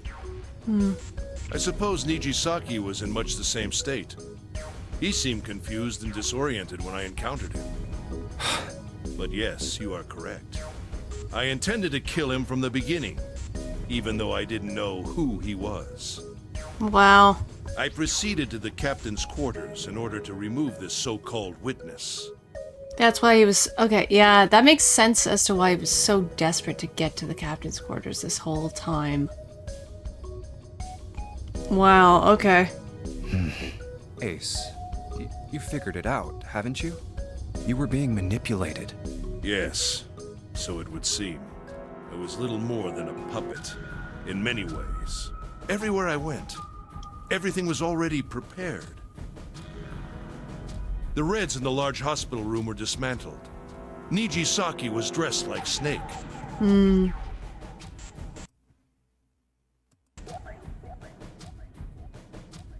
There was an axe in the captain's quarters. Musashido was delirious from the anesthetic, so he couldn't fight back. Nijisaki as well. In retrospect, I can't understand how I could have fallen into such a simple trap. Because you're blinded by your own fear and greed, man. That's how. At least that's how it looks to me. But yes, this was a trap. It was Zero's trap. And I fell for it, hook, line, and sinker. I did everything he wanted me to do. Yeah. By manipulating you, Zero was able to kill 3 people and keep the blood off his own hands. All of this was revenge for what happened 9 years ago. That's why this Nonary game happened. Am I right? Oh. Santa? Oh. Huh? What the hell are you talking about? I don't know any... Ain't no point trying to play dumb anymore, Santa. Actually, I guess I should call you Aoi Kurashiki, huh? My memory came back to me, kid. You're Aoi Kurashiki, no doubt about it. Never thought I'd be back in this room talking to you. But hey, I guess this was all part of your plan, right? After all, the person who planned the Nonary game this time around was Zero. And Zero's you. Looks like you really do have your memories back, huh? Wow, he just said that so casually. Well, I guess there's no point in hiding it then, huh? Yeah, you got me. I'm Aoi Kurashiki. Huh.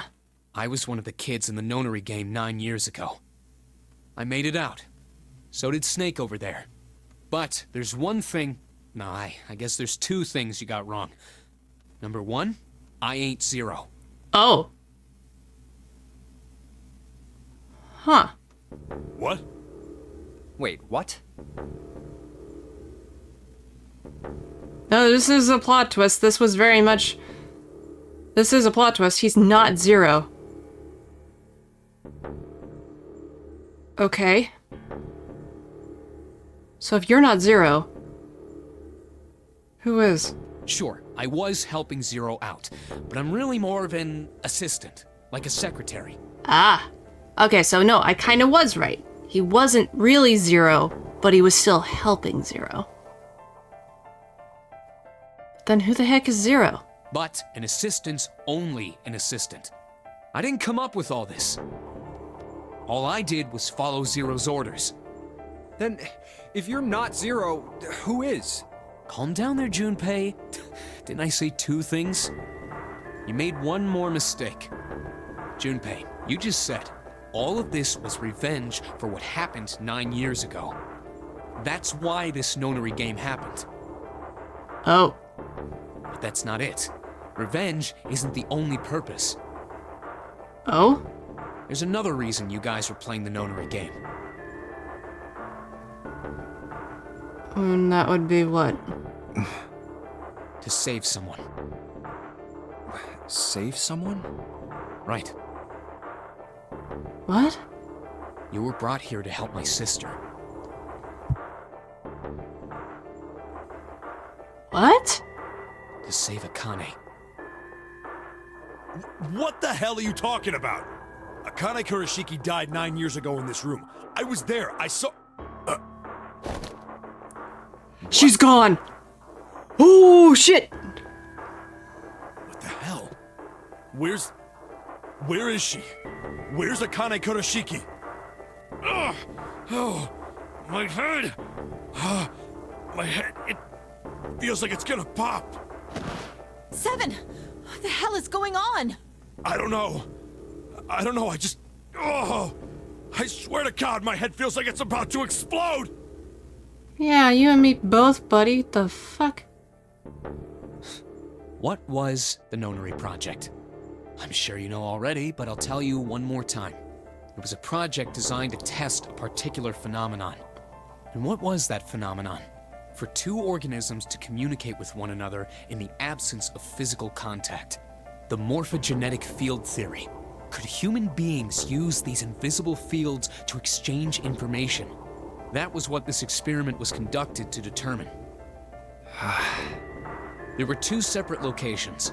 One was the Gigantic, and the other was a building in Nevada called Building Q. The 9 children trapped in Building Q were faced with numerous puzzles, copies of identical ones on the Gigantic. They were told to send their answers into the morphic field set and transmit them to their brothers and sisters on the Gigantic. The transmitters were put in Building Q, and the receivers were put on the Gigantic. Each sibling pair was supposed to be split up, but... You weren't. But there was a mistake. Akane was a transmitter. She should have been in Building Q. However, for some reason, she was placed on the Gigantic with the receivers, like me. Perhaps she was mistaken for someone who was supposed to be in Group A. Whatever the case, Akane ended up on the Gigantic. I think I've told you enough. You get it, don't you? I'm pretty sure you know where this is going, Junpei. Where what is going? Don't play dumb. You know things you shouldn't. Things you couldn't. Oh. How did you know Ace had prosopagnosia? How did you know why Ace wanted to kill Kubota and how Nijisaki was killed? Were you surprised when you found out Ace was Hongo? He wasn't. And what about the coffin Snake was trapped in? How the hell did you open it? Well, that's... What? He knew because I knew. What? Junpei was receiving information that I sent to him through the metamorphic field set. Through the metamorphic field set. The morphic field set. It's simple, really. How did I know the alternate futures, then? Imagine a river that's split into 2, like an upside-down Y. Oh, this is getting meta. Hold on, where the frick am I? I'm here, okay.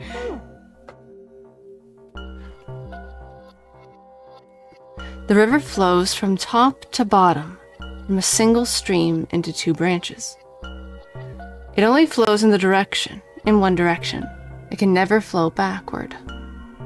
Information is the same way. It moves from the past to the future, but never flows backward. That's why people at the river's source in the past will never know about the downstream in the future. About those downstream in the future. But the people in downstream will never know about one another either. Information only flows along the path of the river. But I am different. I can manipulate the morphic field set to pluck knowledge from the future. I know what happens on either fork of the river. Even though the people on either fork know nothing about one another. Now, who am I? I am I, the 9th letter of the alphabet. But I am also 0.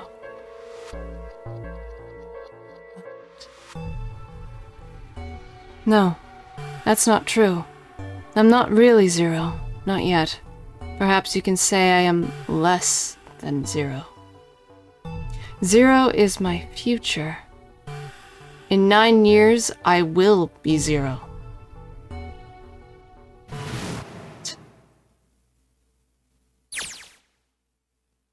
Where did she go?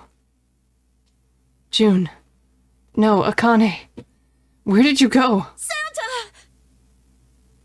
Why is Clover... Oh, shit. Freeze.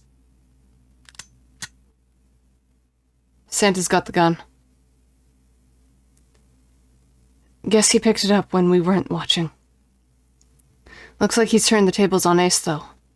Wonder how he likes having a gun to his head. Get up. Sure isn't about to take the gun off him for a minute, is he? Oh no, he's got determination. Ace isn't putting up any kind of fight. I mean, I don't think I would either, but he just looks drained. I guess he's going for the door, huh? He doesn't need to verify to go through that door, but... Hey, what's your plan, Santa? What are you doing? He can't go through any numbered doors with just 2 people. What the hell is he thinking?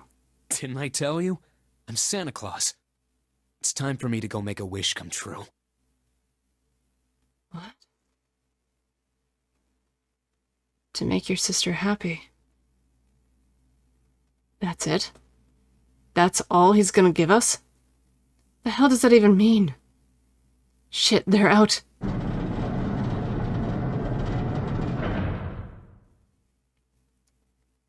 And now the gate's shut.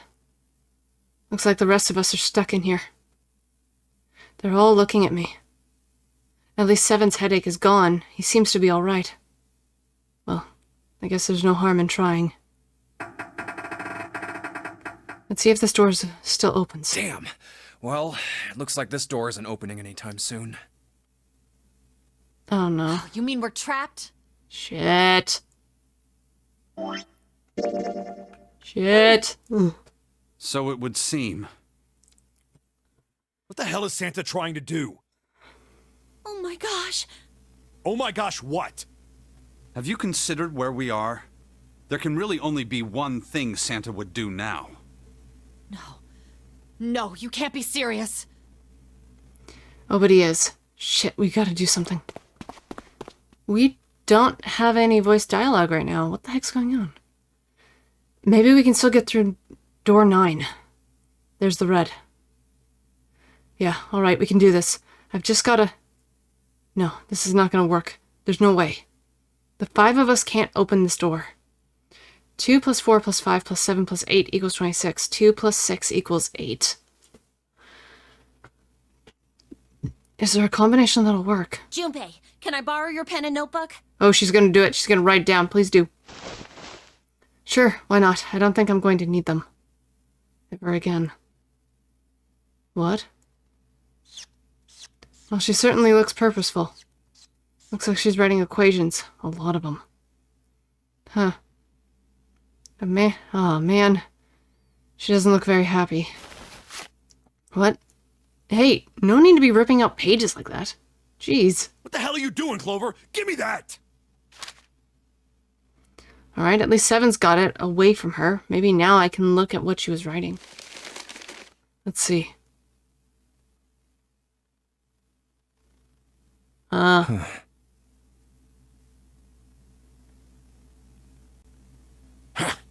What?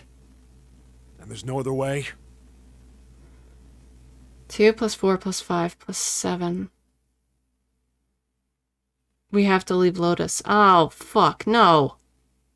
Lotus. Looks like she's figured it out, though. Man, this is just too cruel. It's okay. Go. Lotus. Come on, you know we can't do that. Oh, don't give me that. I'm sure you'd love to get rid of me. Ma'am, you're kids, though. God damn it, you idiot! Whoa, though. Whoa, where the hell did that come from? Looks like she's expected that much as I did. Without... if you're not... Look, it'd be bad, alright? For a cop, he sure doesn't have much confidence. Bad? Yeah. If there weren't assholes like you around, I'd be out of a job. Uh-huh. Look, I'm just not leaving you behind, alright? End of story. She said she worked for cybersecurity. Does that also mean she was a hacker and just kind of screwed with the police? Like she got paid for it, maybe? Well, not messing with the police. Maybe it was her job to kind of mess with the police or something. Like, not mess with the police, but like do some stuff to see how strong their cybersecurity was. Because there are like jobs like that exist. 7. He's right. I'm not leaving you either. Me too. You didn't honestly think I'd abandon you, did you? You're all idiots. Aw. Act as tough as you want, Lotus. We can all see you're about to cry. That being said, however, I doubt we would be able to open the door anyway, even if we were to leave Lotus behind. Huh? Why? I trust you remember what happened to Ace? I couldn't, see exactly what happened, but I was able to guess what he was attempting to do earlier, at the Red. Oh, yeah. No! What is this? Why? The digital route should be 9! It has to be 9! Then why? Why isn't it opening? Just to see. Why don't we give it a shot? True. Give it a shot. Try the door anyway. Yes, that is what I said.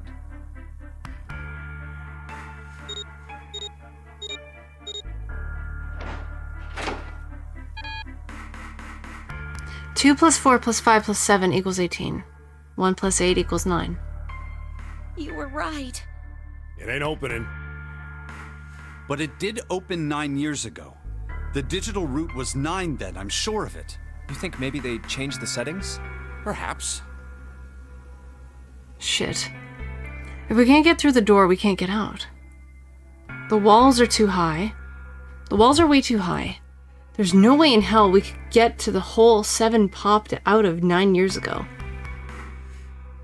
All we can do is stand here and stare at this door with a 9 on it. I guess this is it. This is the end. No fucking way. There's still more to go. Come on, game. Don't lie to me. Akane vision, what? I was watching. I didn't... Wait, was it Akane vision before? I don't remember. I had watched everything that was reflected in his eyes. I was listening. Every sound that vibrated in his eardrums I heard. Smell, taste, touch. I felt everything he felt. I knew everything about him. What he was thinking, what he was feeling, what he was sensing. All of his feelings and worries and fears became mine. My mind, my consciousness was inside of him. Through the morphic field set, we were resonant, and we were as one. I was him, and at the same time, I was an observer.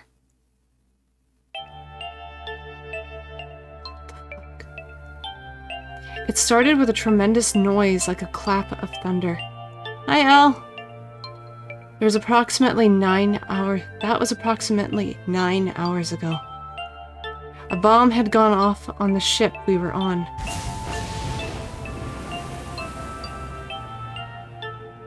That was when my resonance with him began. What? My resonant event melted into him and we became one, inside of Junpei. Somehow I found myself in Junpei's mind, 9 years in the future. But I didn't lose myself. I was living in 2 realities at once. One that was present, and the other that was the future. Perhaps you can think of it as two movies showing on the same screen at the same time. Eventually, it becomes difficult to separate them and determine which movie is which. However, if I concentrated, I was able to focus on one or the other. That was why I was able to grasp what was happening in front of me. Come on, over here! Oh, shit. Oh, I see... Oh, I see one of Lotus's daughters. Here, that was my brother, Aoi. He was yelling. I followed him. Around me were 7 other children. They all looked like they were about my age. Come on, hurry up! We ran down the long, straight hallway and burst into the large hospital room.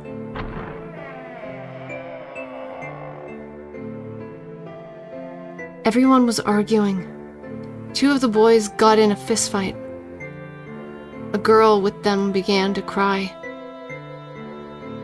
I want to go home, she cried. I want to go home. Another girl slapped the crying girl and glared down at her.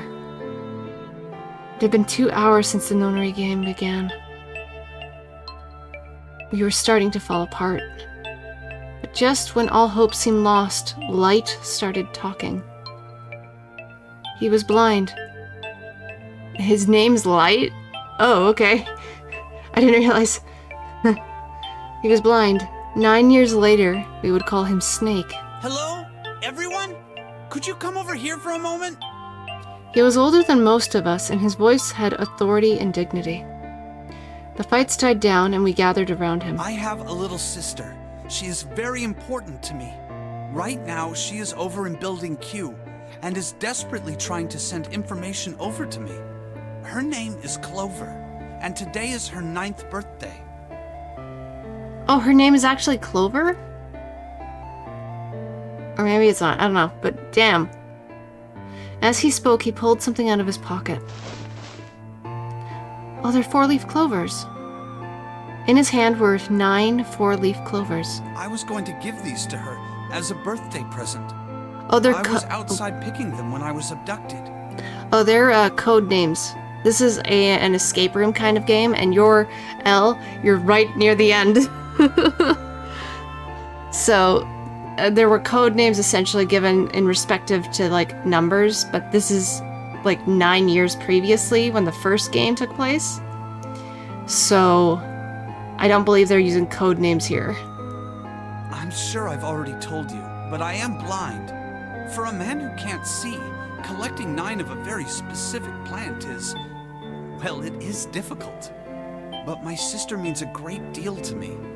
And I hope that these would show her how much I cared for her. Man, Snake is such a good brother. God damn it. And this sad music is playing again. No, not the feels. Since it's her 9th birthday, I thought 9 4-leaf clovers would be appropriate. Oh, that's cute. Every one of you has a brother or a sister in Building Q with Clover. Except Akane is with her brother. Aoi, he's here. There was some weird mix-up. For their sake, we have to survive. We have to get off this ship. Do you understand? If we're going to do that, there are 3 things you have to remember. We need trust and love, and we have to have faith in one another. If we can take all 3 of those to heart, then I promise that good luck will come our way. Did you know that the leaves on the 4-leaf clover mean faith, trust, love, and luck? Okay, so that's how that comes into play. Damn. Those words are leaf words. So if you believe what I've told you, and you understand, then I want you each to have one of these. They're a promise between friends. He gave a clover to each of us. I took one too. Eventually, he was left with only a single 4-leaf clover. He had one last thing to say. Now don't ever forget, so long as you have that, we will always be connected. Do you understand? When he finished, the tension of only a few minutes before was gone. We were calm. After that, we ran around the ship for a while longer and opened several of the numbered doors until we finally found a door with the number 9 on it. In fact, there were 2 doors with 9 on them, and we found them in the chapel. We split into 2 groups and walked through the doors.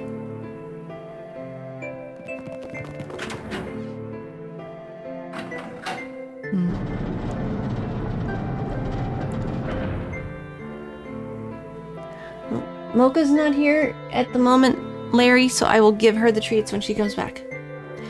Before long, we all found ourselves in a room with a ceiling that looked like an upside-down funnel. Yeah, she'll get treats. She will. She's not here at the moment. Thank you for the hydrate, Elle.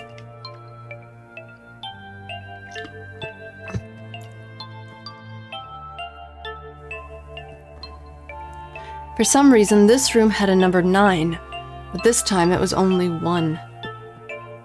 But there was only 1 door. That meant only 5 people could escape. What are we gonna do? There aren't any other doors. That actually sounded like a child, that second line right there. Sounded like a legitimate kid. Whose kid is that?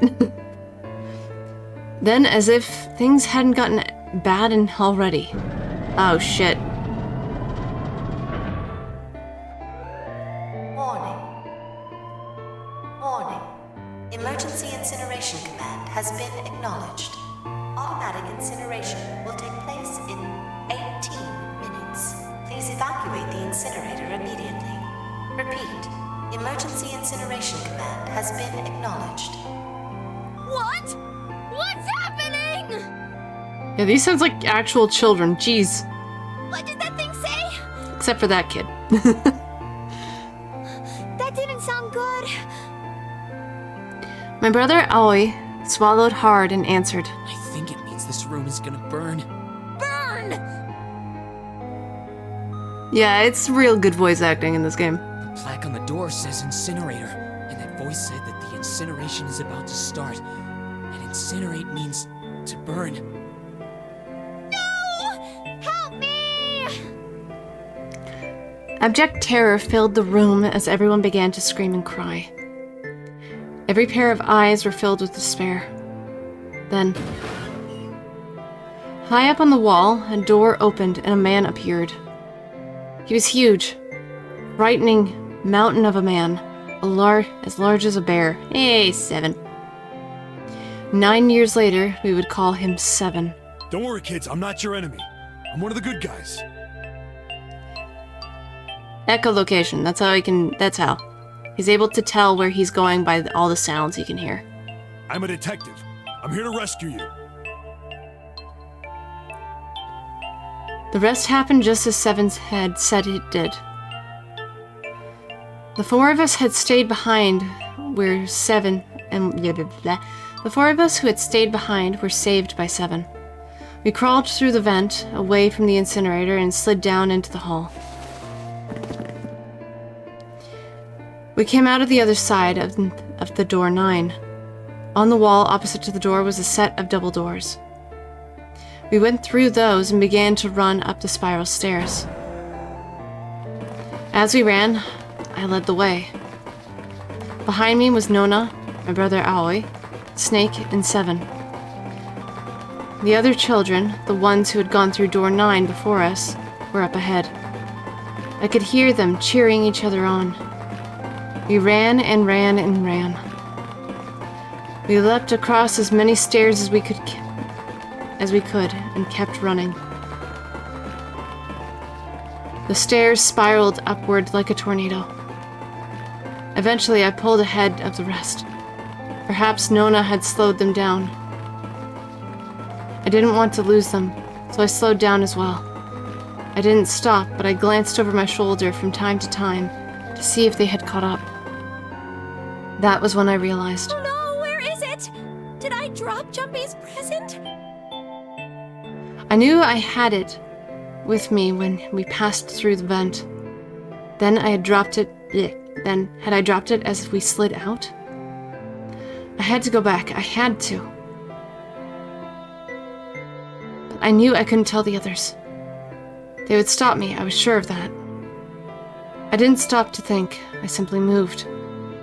I ran to the central hall, the room that was connected to all the other areas of the ship. I hid in the shadows, and moments later I felt a rush of wind as they ran past me, up the staircase.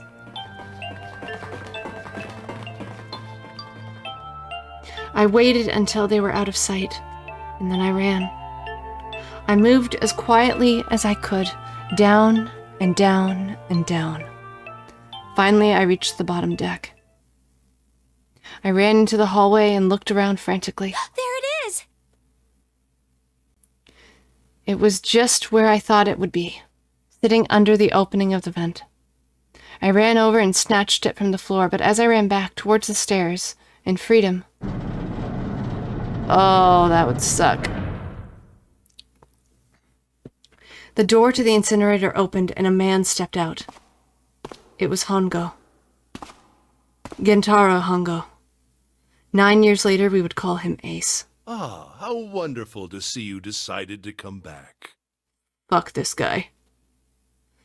His smile made my blood run cold. It looked mechanical, as if someone had simply pulled up the corners of his mouth. Come with me. We must continue the experiment. I shook my head, eyes wide.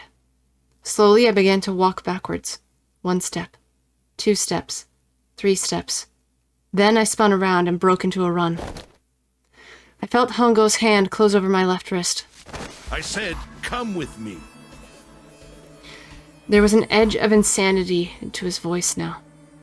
I pulled as hard as I could. No! Stop! Let go of me! Let go! I shook my body and flailed my arms, trying desperately to get Hongo to let go of me.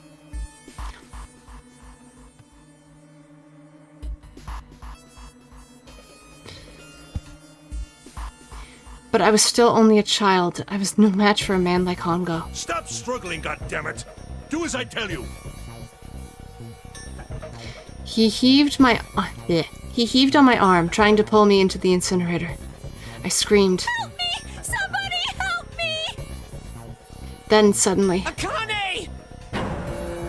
the door to the stairs flew open.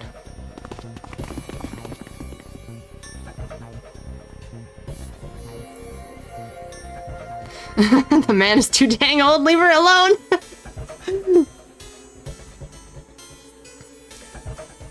And my brother, Aoi, burst out of it. Behind him came Seven and Snake. Akane! He cried my name again as he leapt towards Hongo. You came back! But then... Ah! You're too late, idiot!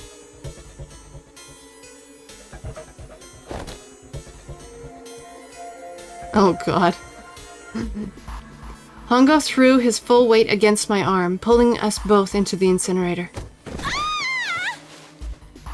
The force of it threw me to the floor. I scrambled to my feet and looked toward the open number 9 door. Hongo stood between it and me, but behind him I could see my brother, his fists clenched. But those fists never reached Hongo. Oh, shit, okay. With the cold, heartless screech of metal on metal, the door slammed shut. Hongo glanced at me mechanically, his face registering that there was an object there, but not anything he would consider a human being. He then turned away and walked to the red that sat next to the door. Yeah, he can't see her face, so... Damn. He reached into his pocket and removed 2 bracelets. He waved them both over the scanner panel. 2 asterisks appeared on the red. He checked the screen, then tossed the bracelets carelessly onto the floor. What was he doing? What was the point? He made no effort to explain himself, of course. He said nothing at all, and walked past me as though I were nothing more than a rock by the roadside. A few moments later... So mad right now. Trust me. Oh, trust me. Elle, you should have seen me last stream. This man brought out some visceral feelings in me. I was not happy. The 2 other doors slid shut as well. Faintly, I could hear someone pounding on the door behind me. I turned around and ran towards the door with the 9. Akane! Akane! Are you okay? I could hear a voice from the other side of the door. A worried, frightened voice. Help me! My throat was already raw, but I screamed as loud as I could. My voice echoed lonely around the empty room. What should I do? I think I'm trapped in here! Where's Hongo? He went out the other door! What? Then it started again. Warning. Fuck. Warning. Emergency Incineration Command has been acknowledged. Oh, hold on. Where am I? I'm here. I am gonna save because something about this gives me the feeling that I need to save.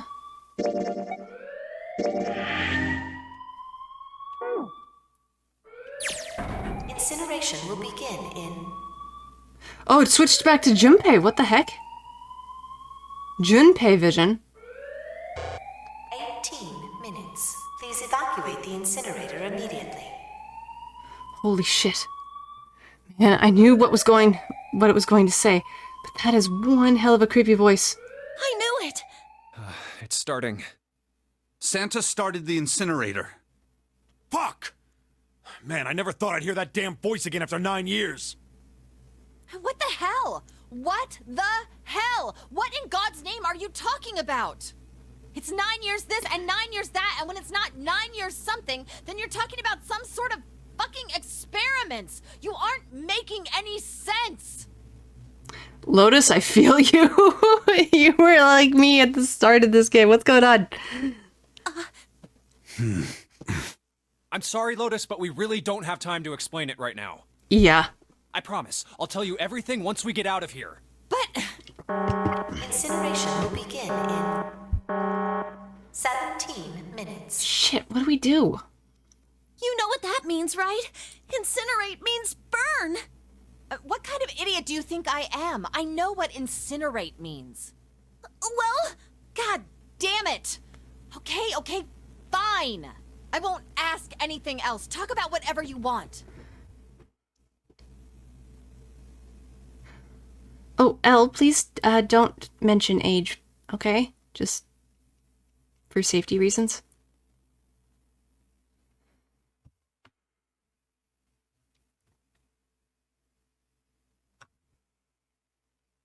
But you have to do something for me. 7, figure this out.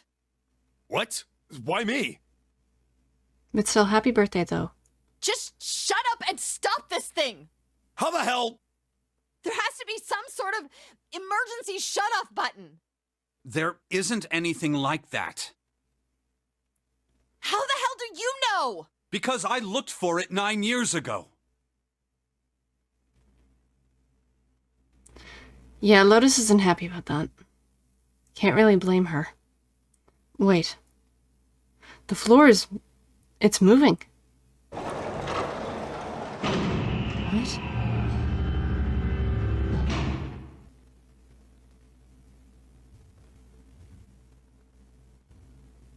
What? There is no forks. There is no splitting direction. I am in a straight line. But I am making another save because I don't trust it.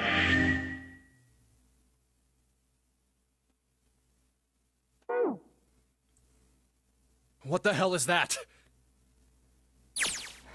Oh, it's the same with Akane. What is that? What is that? No. No. This is...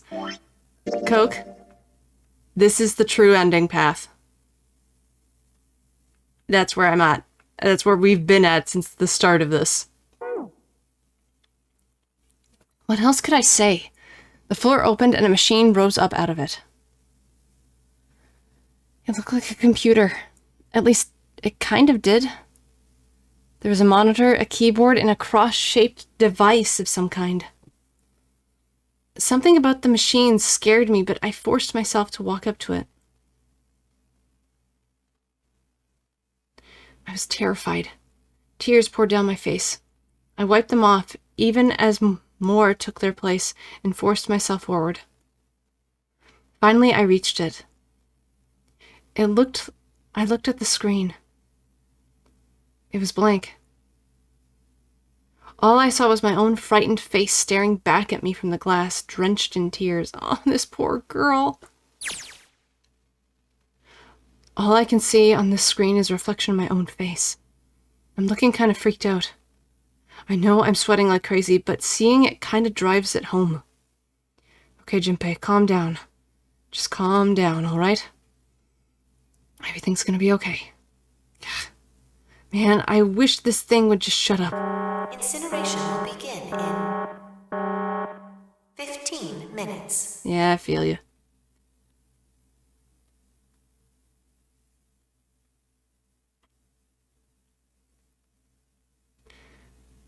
We were getting the last ending, essentially, like the bad ending, which was the axe one there. So now we're on the path with the true ending, which is this. Alright, back to this thing. If it's only showing up now, then it's gotta be important. But what the hell am I supposed to do with it? Hey, move! Yeah. Hey, we're all tense, lady. That doesn't mean you get to shove people around. Okay, it's turned on. There's nothing on the screen, though. Oh, this is bad. This is really bad. If there's nothing on here, how are we supposed to do anything with it? Sure, I'll just push buttons. I'm sure that'll... Oh. Uh-huh. Well, at least it's on now. What's on the screen, though? What is this? What's up? It looks like some sort of puzzle. It's got a bunch of numbers and letters scattered across by a 5x5 grid. Okay, I'm gonna save here.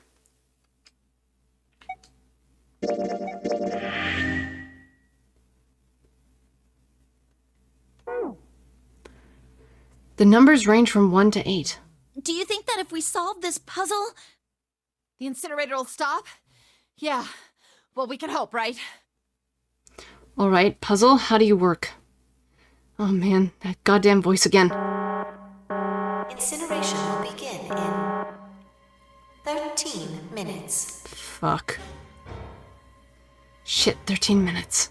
Can we really do this? My heart feels like it's gonna pop. Back to Akane, oh god! My heart was pounding like it was about to explode. I stared at the puzzle on the screen. I was sure I had to solve it somehow, but I had no idea how. My connection to Junpei had been gone for a while. His mind was gone. I couldn't get any more information from him. I felt the seconds tick by as I stared at the screen, completely lost. My cheeks felt so hot as tears poured over them. Then I heard a voice. Hey, what are you doing? It was muffled. I turned around. Pressed against the window, the entry door was a face, a frightening, evil face. Ah, fuck off. It was Hongo. How long have you been watching me? Oh, don't know what to do? No. He was yelling, but his voice was still muffled. It's simple, really. But I suppose I might as well tell you. Just solve the puzzle on that machine. What a piece of shit. His laughter was muffled by the door, but it still tore at my heart like claws from a vicious monster. I bit my lip and glared at Hongo, struggling to hold back hot tears. You're a terrible person! I hate you! Oh my! How could you call a gentleman such as myself a terrible person? Screw. That's not very nice. Screw you. You piece of shit. I'm quite fair. I don't use tricks or play dirty. Bullshit. That's a lie. That's a lie. We've seen that time and time again already in this game. You see? I've even left you a way out. A way out? Didn't you hear me? All you have to do is solve that puzzle. Do that, and you can stop the incinerator. What's the point of stopping it? You'll only capture me and make me do this all again. I'm not going to listen to you. If you're just going to throw me back in here, I might as well just die now. My goodness, haven't you listened to anything I've said? I told you, I'm a fair man. Huh? If you solve the puzzle, the verification function of the red will in turn activate. If this experiment is to deliver valid results, there must be a chance of success. If you succeed, you will escape. The verification function of the red? I'm calling OSHA. Fair. Then I remembered. Before Hongo left the room, he scanned 2 bracelets into the red. Ah, so you do remember. Right now there are 2 numbers in the red. The first is 1, and the second is 3. Say, Akane, what's your number? I looked down at my left hand. The face of my bracelet showed a 5. 1 + 3 + 5 = 9. I ran to the door with the 9 on it. I grabbed the red and pulled my hand against the scanner panel. Oh, her hand's so tiny. Her hand was so little. Oh, honey. You really aren't one for listening, are you? I heard Hongo's muffled voice from across the room. I've already told you, didn't I? Once you solve the puzzle, the verification function of the red will activate. In other words, if you haven't solved the puzzle, you can't enter your number. What kind of fool are you? Why are you doing this? Sir, she's like 9. No, 10. She's 10 years old. Jesus. You could never understand. You don't know what it's like to spend every day surrounded by monkeys. Wow, you are really rude. Now start the experiment. Solve the puzzle. I know that's a reference to him being face blind, that he can't see other people's faces. Because he's got prosopagnosia, but still. I can't! I don't know how! Of course you don't. Isn't that the point? You understand, don't you? Access the morphogenetic field and find the solution. I can't! Then you'll die. You'll burn alive. It's gonna be quite hot in there in a few minutes. I imagine it will be very painful. God.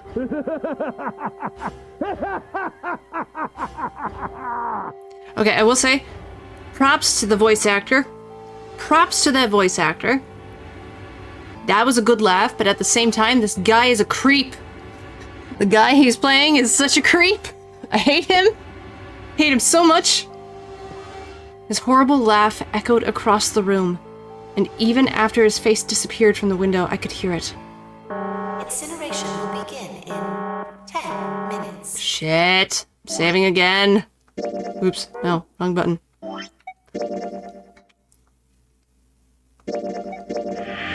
Okay.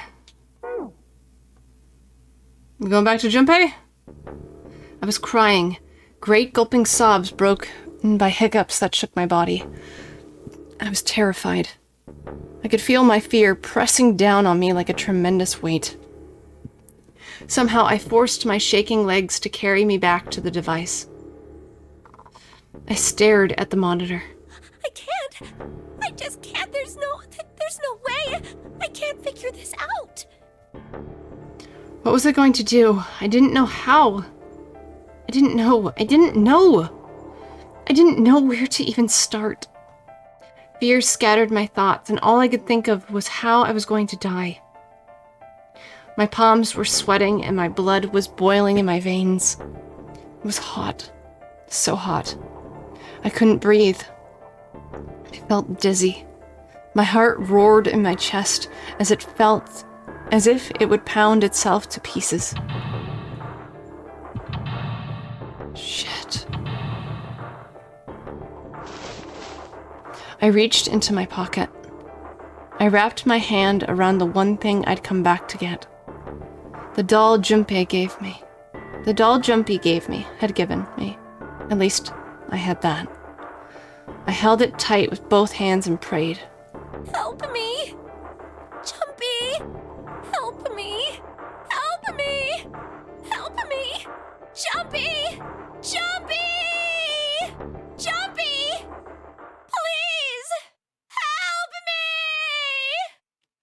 Fuck. And we're back to Junpei. Hi.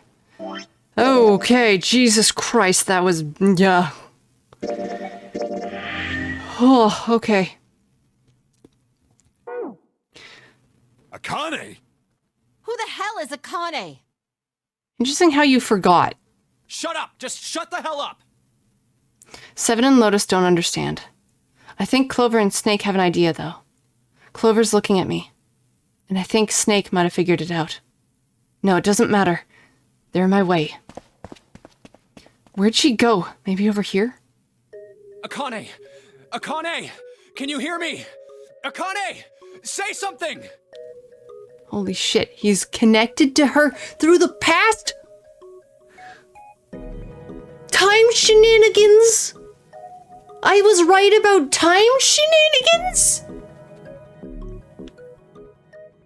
Out of everything I was thinking, time shenanigans was literally a shot in the goddamn dark. What? What? Fuck. I knew she was psychic. Did something break our connection? I swear I just heard her. Shit. Akane! Answer me! Akane!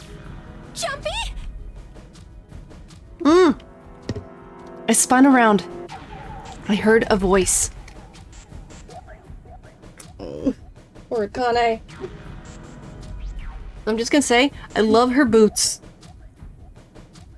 Those are some good boots. But goddamn, this game is hitting me in all the fields. One sec, I gotta take off my sweater. I'm warm. There we go. Feeling a little, am I doing that? Or what? Her boots. What's on her feet, Coke? I like her boots, god damn it. What do you think I was saying?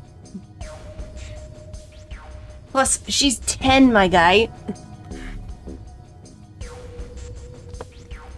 I heard a voice. His voice. That's what I heard else.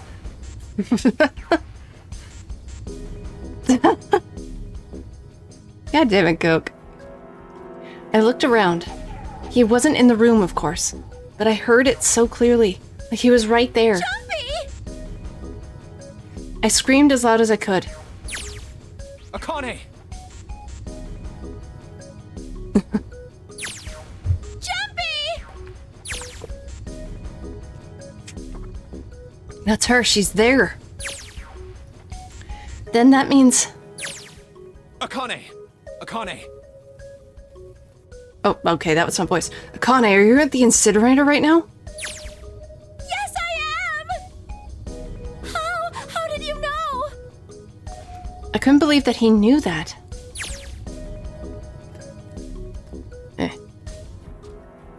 Now I understood what Santa meant. Right. There's only one way to help her. You were brought here to help my sister. To save Akane. I think I get it now. Incineration will begin in 7 minutes. God damn it, stop! Stop with this, you're giving me all kinds of anxiety. Jumpy, we don't have time! As quickly as I could, I told him that I had to solve the puzzle in order to stop the incinerator. Got it! And I do. I get everything now. At least I finally understand what all of this means. I know why the Nonary game was held today. I know why we were kidnapped and brought here. It was all for this moment. All of this was planned to lead... All of this was planned out to lead to this one moment. Oh my god. This is insane. I can't believe it, but there's only one possible answer. June is... Zero is... Akane Kurashiki. She recreated the history of the future that she had a glimpse of 9 years ago. She tried to save herself that way 9 years ago. No. She's trying to save herself right now. That means there's only one thing for me to do.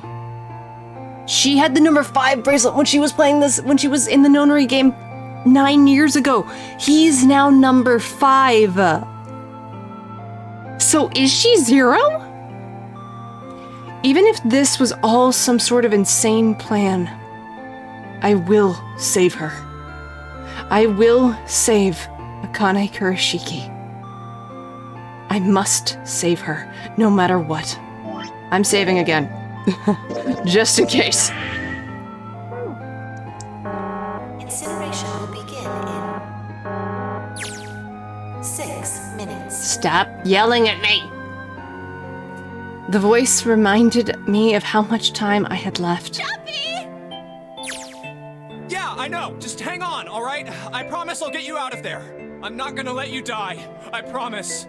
So don't worry, all right? Just give me a few minutes, okay? There is no quick save in this game, Larry. Okay. Oh, she sounds so scared. I just want to give her a hug. Oh my god.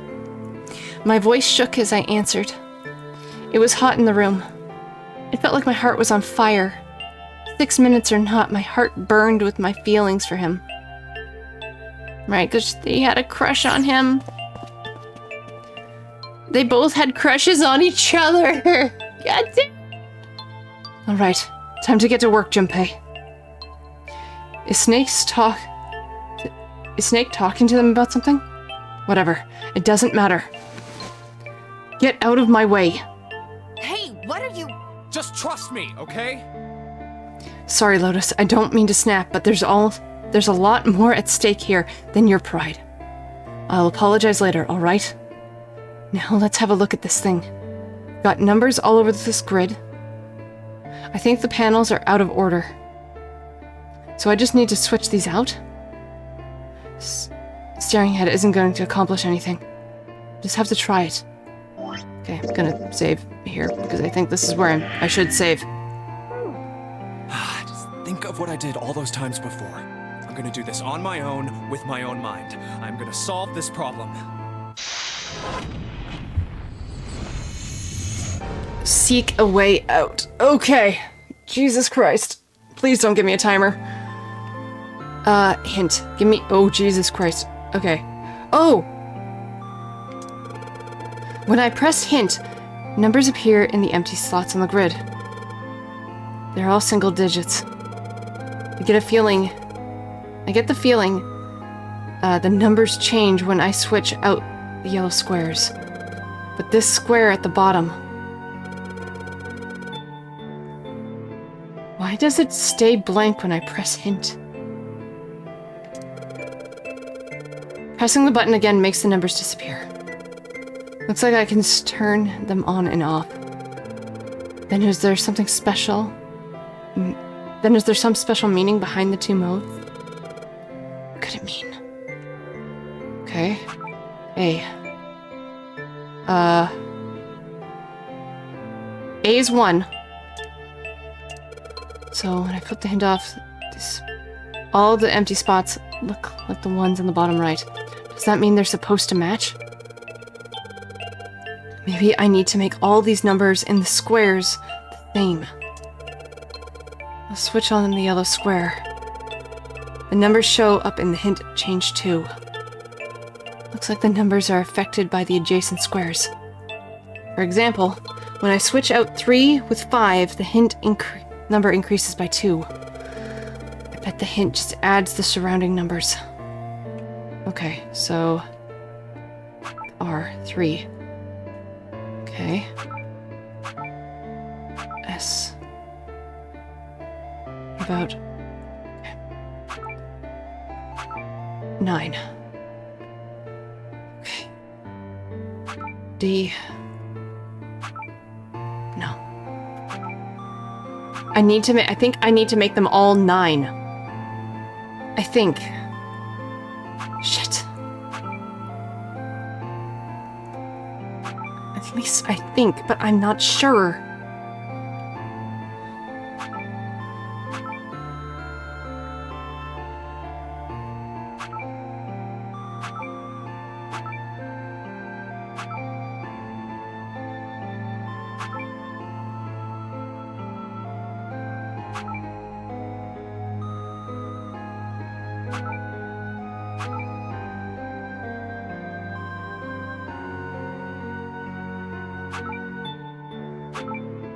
need to make this one 9 somehow. 8. Fuck. Come on. And this one has to be a 9 too.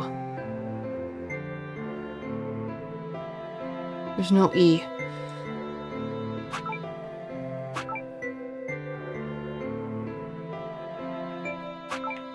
Okay, I already switched this one. That gets to that. Damn it.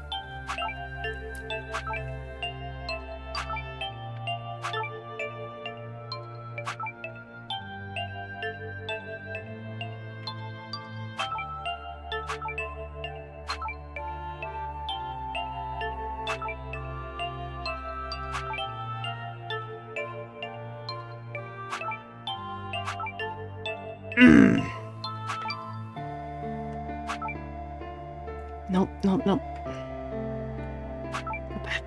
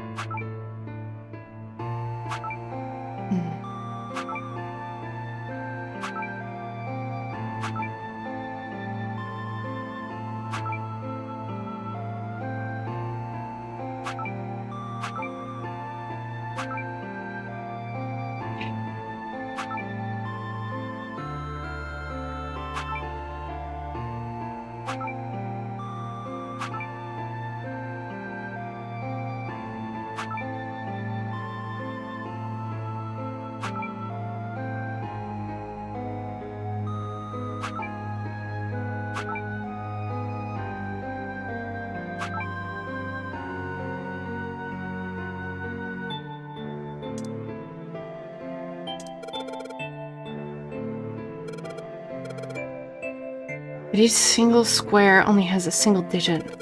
It must be calculated in a different way. Digital roots? If they're digital roots, then they'll always end up as a 1 digit. Okay. Damn it.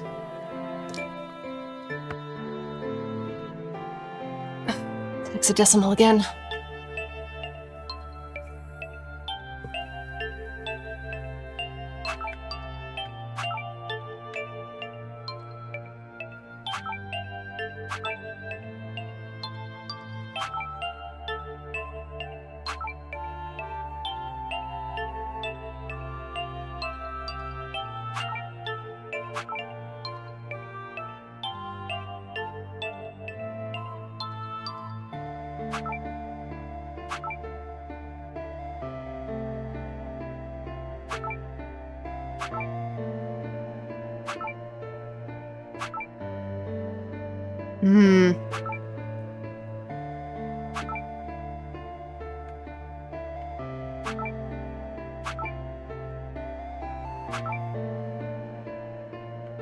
This one can't move no matter what.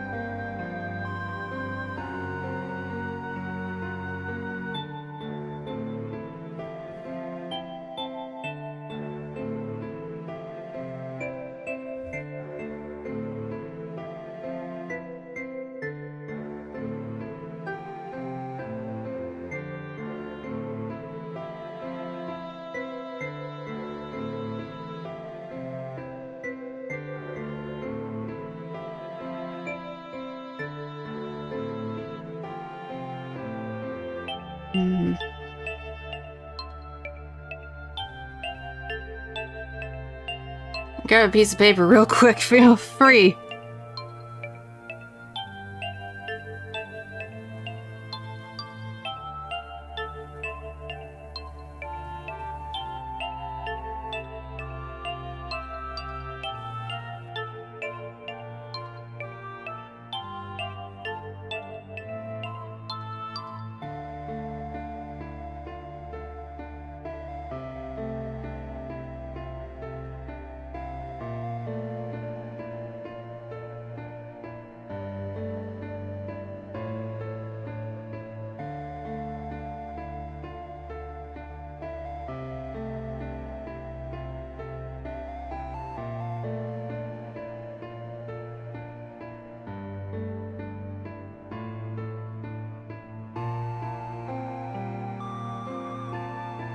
I'm gonna reset it.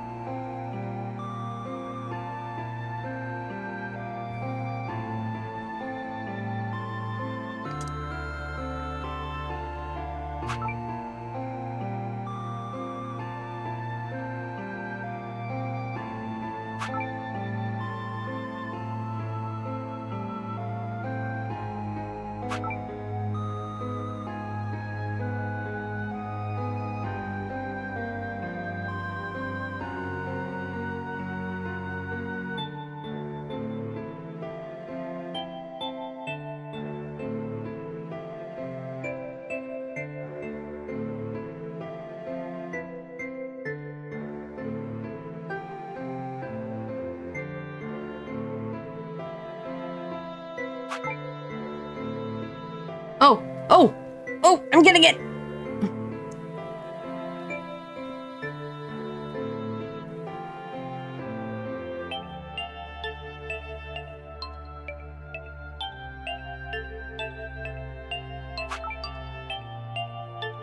Oh, you're trying to spell password!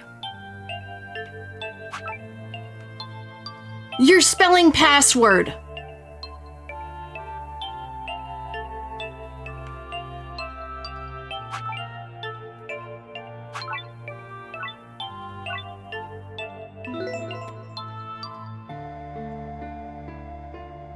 The fuck? The password is 9.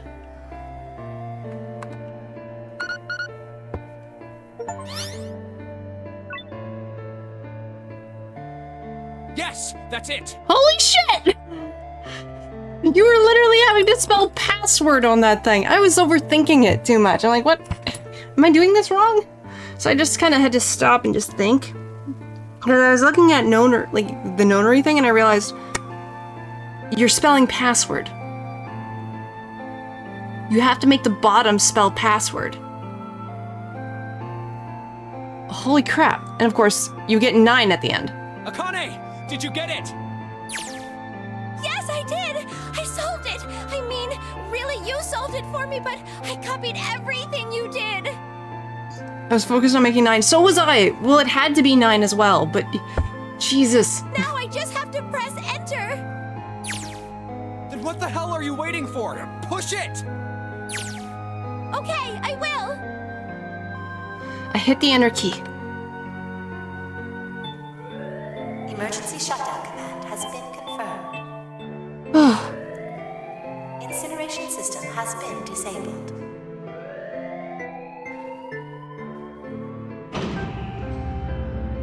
I did, because I kind of looked at it, I'm like, wait a minute, I'm spelling password. Jumpy! I felt kind of dumb, and I'm just like, wait a sec. Because it was already slightly spelling it out. I was making everything so jumbled at first. The answer is right in front of you. Damn. I'm glad I figured it out, though. It worked! It worked! The incinerator shut down! It worked! I'm saving. Saving.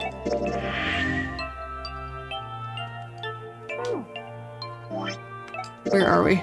Oh wow, we're here. Okay. Tears rolled down my face as I cried out to him, but they were a very different sort of tears. I A wonderful feeling of accomplishment and relief flooded my body. At the same time, that strength I had left disappeared and I collapsed on the floor. For a while, I just lay there laughing and crying, enjoying being alive. Every time I thought about him, I thought my heart would burst. Oh. Whew. I can't quite believe I did that. But I'm so glad. So glad. I feel like my heart's on fire.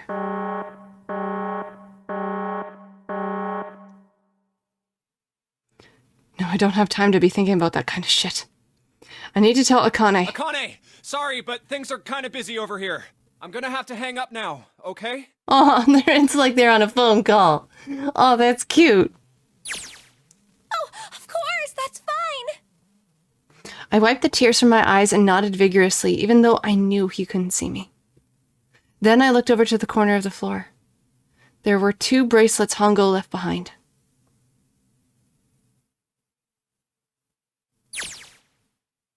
Now. Well, Seven and Lotus don't look particularly happy with me. Not a very nice look to give someone who just saved your lives, guys. Junpei, are you... Okay.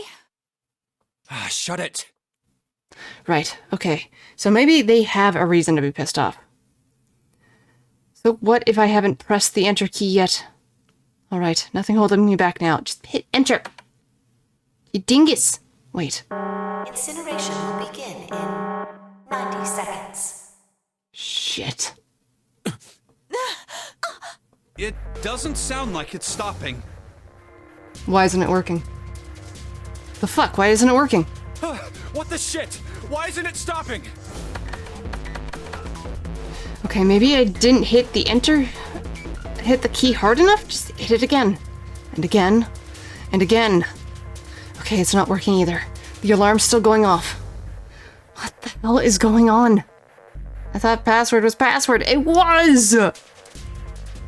I got all the right numbers in all the right boxes. It's perfect. So why the fuck isn't this thing stopping? Incineration will begin in 60 seconds. Shit. Wait, of course. That's what the numbers that showed up after the puzzle mean. 2 plus 4 plus 5 plus 7 plus 8. Snake, Clover, me, 7, and Lotus. Then, door 9.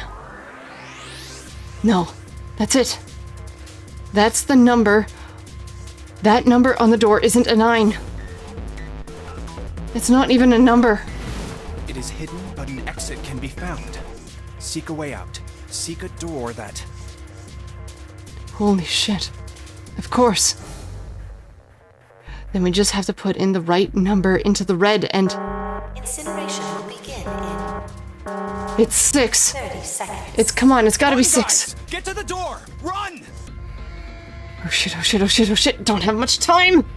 I mean, I sure hope they can just trust me on this one. Or we are so fucked.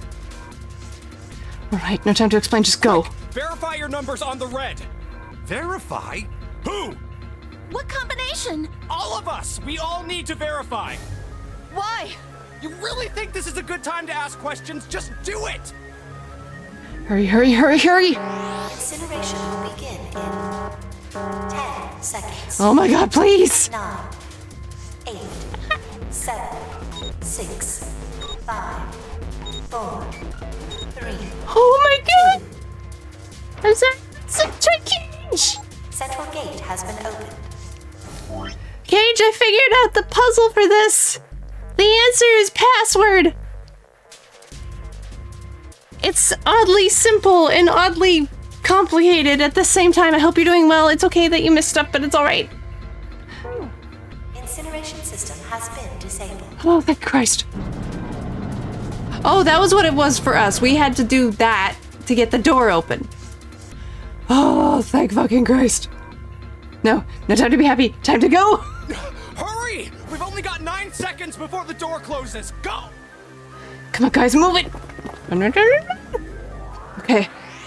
They're all through. Move it, Junpei. Just in time.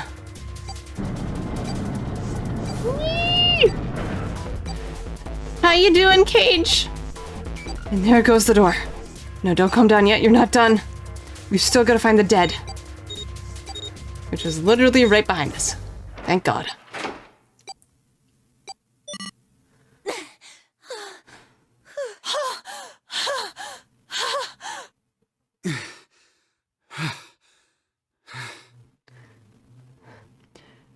I need to hit the VOD for this one. This was the stream I wanted to miss the least. But Tuesdays are usually the nights I hang out on Discord with my... Oh, I'm so sorry, Cage. It's okay. To be fair, I didn't know. But it's okay. But I have a question. Because some things were different in the original game. With that final puzzle, was it the same as the one that I did, which was basically trying to make all the numbers into 9 and have it as password as the thing? Already 7, all good. You didn't cater to an answer. Fair. Yeah, that's all right. It's all good. Shit. My guy, you got a life. It's all good. It's all fine. Hope you and your GF had a wonderful chat. It was Sudoku? Oh shit, I suck at Sudoku. Oh no, I would have called up my friends like, hey, I'm on stream. I need help. Are you good with Sudoku? You're good with Sudoku. Help me. I would have cheated. It was a cool gimmick, though. Oh, okay. I wonder if they changed it because it's... I think... Oh, was it because maybe you're on the DS, right? So you got 2 screens? Maybe that's why. Since it was on the DS, Junpei was on one screen, Akane was on the other. That makes sense. That makes sense why they would change it. Damn. We did it. We alive. I still have questions, but we're getting all the answers, I think. Looks like we made it, huh?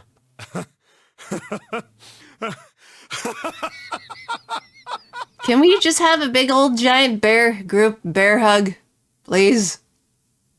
I need that. I need the catharsis. I need the hug. Man, that guy can sure laugh when he wants to. Looks like Clover and Lotus are totally out of energy. Snake is shaking his head warily. I just want to take a nap, but... Want me to explain the fever now? That was confirmed outside the game in an interview with the dev. It's no longer a spoiler. Well, okay, so my theory with the fever thing, when we got to, Incinerator, it kind of clicked. The fever was connected to the fact that she died in Incinerator originally. So she kept getting the fever coming out in certain instances in the game. That was my theory. Let me know if it's kind of right. I tapped my screen with my finger. That was the bump sound. Your original theory was close, almost exactly. Wait, my original theory. With the trauma thing? The one with trauma. Mixed with this one, I mean. Oh! Oh! Holy shit! I'm sorry. I'm tapping my hands on my armrests of my... I am so happy! Yay! I don't know why I get happy when I find things I write about. Yay! The fever was her dying in the incinerator because you were heading towards a dead end and failing to save her? Yo! Wait. She had a fever 4 times.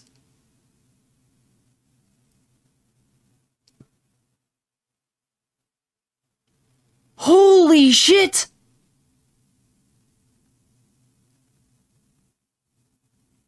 Ah! That is some deep... Even if it was it was confirmed outside of the game, that is some intuitive writing from the game developers. I 100% yes to these creators, because holy shit. That I give claps. I give claps. Oh my god. Oh my god. Okay, we'll talk more about the theories when we get to the end of the game and stuff, because I want to talk a bit about this game. And since we still have some time still, I want to be able to play another game at a point. I want to show another game to you guys. But, holy shit, that's so fucking cool!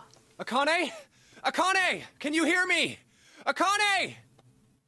I want to tell her we made it. I want to tell her how good I feel. But nothing. The morphogenic fields is like, it's severed? What's going on? She can leave now. Right? She's okay now, right? Game, you better not be joshing me here. The door opened. Standing in front of it was my brother. Akane! Oi! I cried his name even though my voice was almost gone from screaming and leapt into his arms. Oh, we get that hug! Oh my god, what the fuck? Akane! Wait, so is Snake somehow gonna get this memory now? I buried my face in his chest and cried again. I cried and cried and cried. The steady thump of his heart in my ear made me feel like I was home. Aww. Its beat was almost like a lullaby. I wrapped my arms around him as far as they would go and held him as tight as I could. Oh. Just to be there felt like a miracle. I hadn't felt the warmth of another human body in what had seemed like an eternity. Oh, that is some heavy writing, Jesus. I just wanted to stay there in his arms forever, but I couldn't. The moment I passed through the door, my bracelets had begun to count down to death. I leapt away from him and looked around. The door had already closed. I spotted the dead only a short distance away. It only took me a moment to get to it and scan all the bracelets I left. The ones on Hongo had dropped on the scanner panel. That was it. Wait, she had a bomb inside her still? Wait. And that means there were literal bombs in these kids?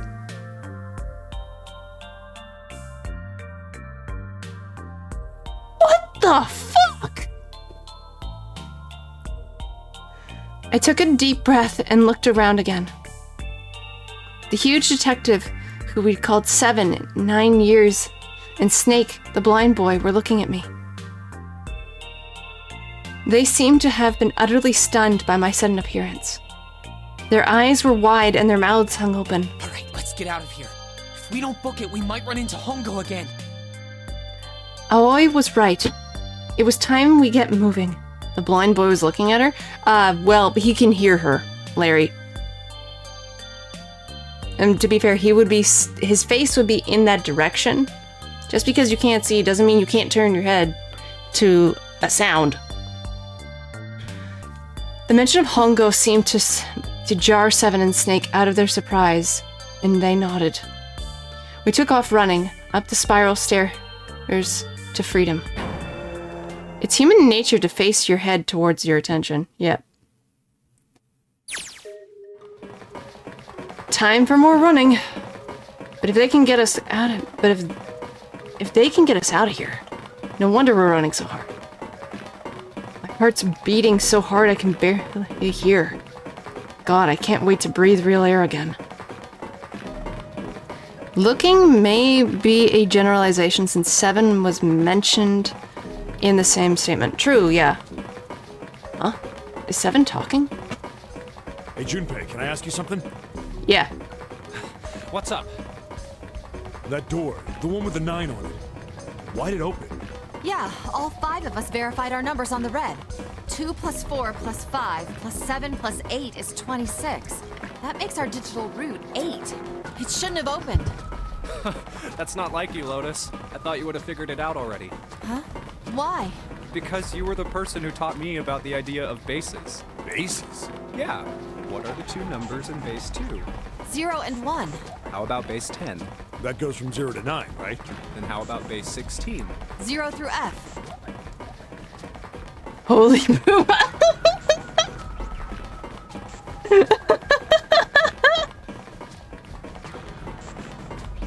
Hi, Seldom.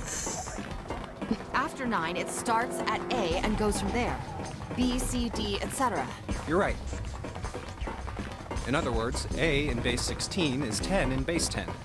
B is 11, C is 12, D is 13, and so on. My god, math. Don't math at me. The blatant motion blur almost calls my attention to hiding it. Well, yeah, it's true. To be fair, okay? As a woman with her own booba, I can attest that when you're having to run and you're of a larger size of caliber, regardless of like bra and whatnot, doesn't matter, motion's gonna happen. Also, it can hurt when you run. I'm not gonna lie. It can really... It's a weight. Boobs have a weight. It's not like anime. Okay, this is technically anime, but... They're not water balloons. I'll just say that. Oh, for sure, but I just meant the blurring. Oh, I know. I wish it wasn't blurring, but I can get why they're showing, like... It could be a censorship thing. Because apparently this was released on the Switch too, the Nintendo Switch.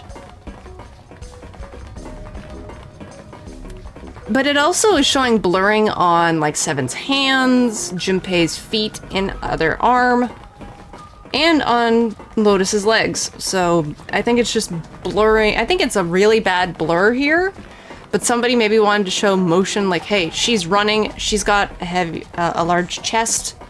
That will move. It sucks. I will admit, it's not fun.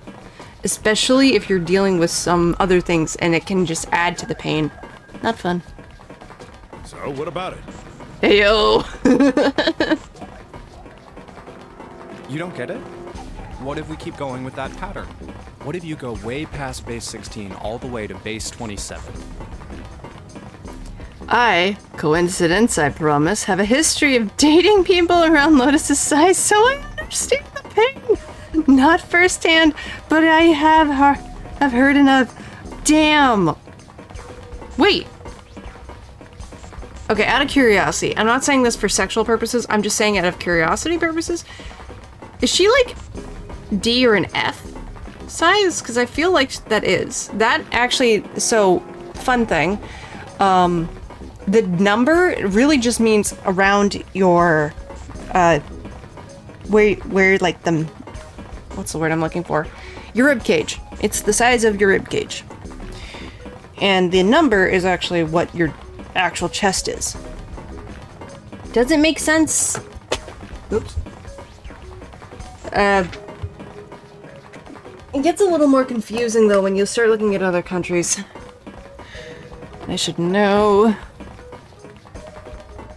One sec, I gotta... Here.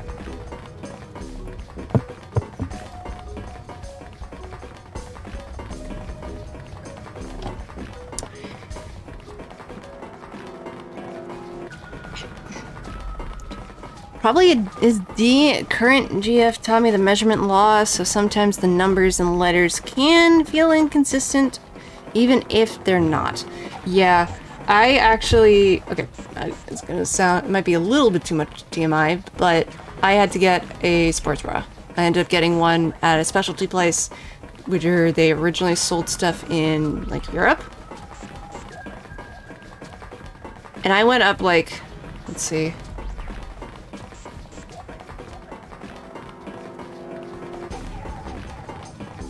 I equivocally had to go up 3 sizes. For proper measurement. It kind of surprised me. Wait, no, not no, I think it was 2, but still, it's price. It was kind of surprising. Bespoke is always the best and for stuff. True, even though it's pricey. Yeah, but Bespoke there aren't really any bespoke areas in my place, in my area. So it's just, and the specialty place was of like certain like clothing for women and whatnot from Europe. So, I mean, I got a good deal on it, but still. Base 27? Yeah. Well, the numerical digits are the same. So I guess you'd add alphabetical digits. E is 14, F is 15, G is 16. H is 17, I is 18, J is 19. K is 20, L is 21, M is 22. N is 23, O is 24, P is 25. Why are we going through the alphabet now? Oh god. Yeah, it is. It is the most important part of that. Yeah, and? What comes after that? Q. 9 was Q. 26! Holy shit. And what does that mean? There wasn't a 9 on the door. It was a Q! A fucking lowercase Q! Holy shit! Sneaky devil! Yep, that's pretty much it. I guess to put it another way, you could say that it was a 9 in base 10, but a Q in base 27. Huh. Time for more running. Oh my god, my lungs will be dead by the end of this. God, my thighs are killing me. Yeah. We're gonna take a nice long nap when we get out of here. I swear any moment now I am gonna tear a muscle. I feel like every single cell in my body is dying for air. Aw. Damn, Eve, every breath I take is a chore now. So many stairs, yeah. I feel like my lungs are gonna burst. Maybe I should maybe just a short rest. No, I can't stop. I don't have time.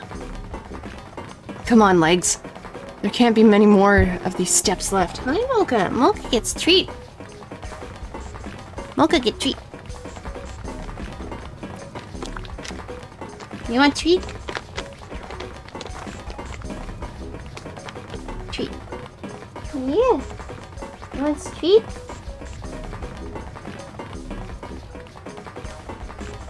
Here you go.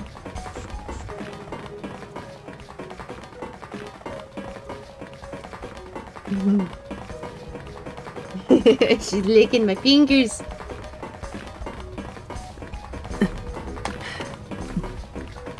Stopping to discuss here and not progressing the game to artificially extend the length of the stairway since the step sound effect persists. Junpei go up. Ah! Oh my god, sell them. Let's run! Run like a bullet down a rifle barrel. Like a tornado cutting through a sea of clouds. Book it! I feel like we're running along the back of a giant coiled dragon. Finally.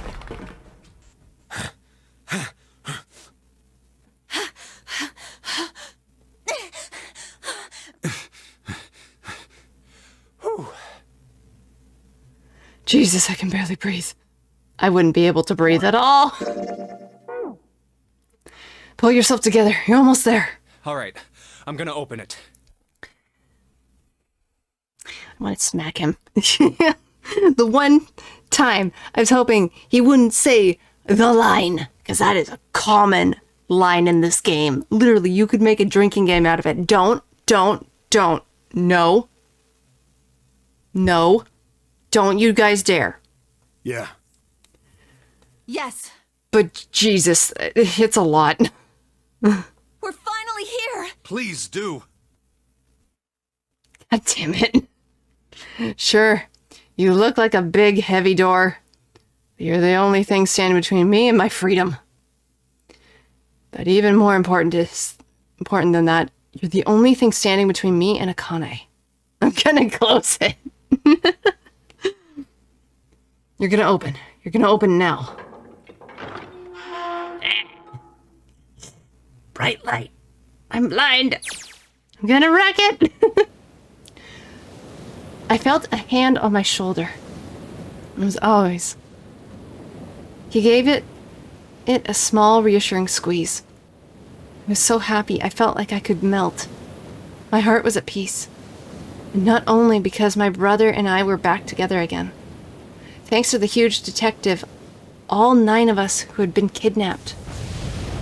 Oh, we're finally able to escape from the Gigantic. Damn. On that distant horizon, we could see the faint outline of the ship as it sank.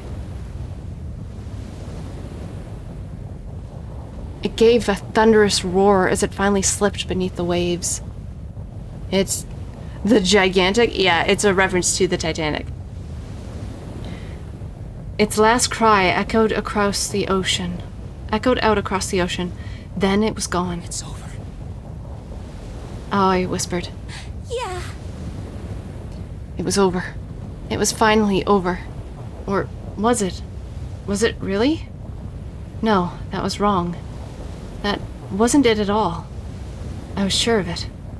This wasn't the end. What? It was only the beginning.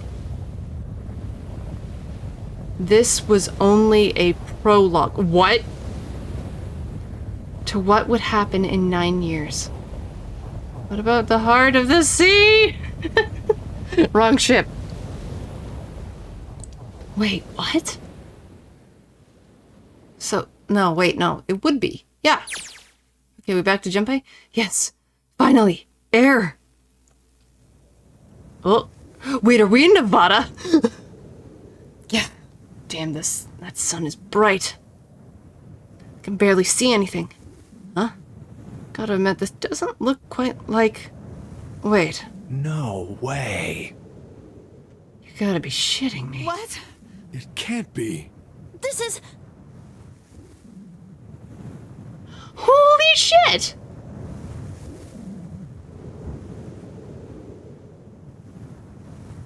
We're in the Nevada desert. In the Nevada desert. Just randomly out here in the open, okay. The mock experiment building. Oh my god. This whole time we were in Building Q. Of course. Oh, of course. Of course. That makes so much sense that that would be the case. Because the Gigantic sunk. And from, I wanted to bonk you with love and call it, by the way. Told my friend, and he could not believe that you called it without prior knowledge. And it was all... It's not the only crazy calling thing. Wait, seriously? Okay, well, wait. Before you do anything else, let me finish the game, please. Holy shit, I did make that thought, because if the Gigantic sunk, the only thing we could do was, be in this other building. Jeez, Louise and biscuits. Hello there, son. Boy, am I ever glad to see you. I don't think I have ever been so happy to see a sunrise. Did I just hear something fall? The bracelets! Right, our bracelets. Guess I've never really got a good look at the underside of one of these. Let's see what's inside you. Just a little, an electronic chip like an ATM card. That's it. There's nothing else. Nothing that even looks like a detonator. Oh!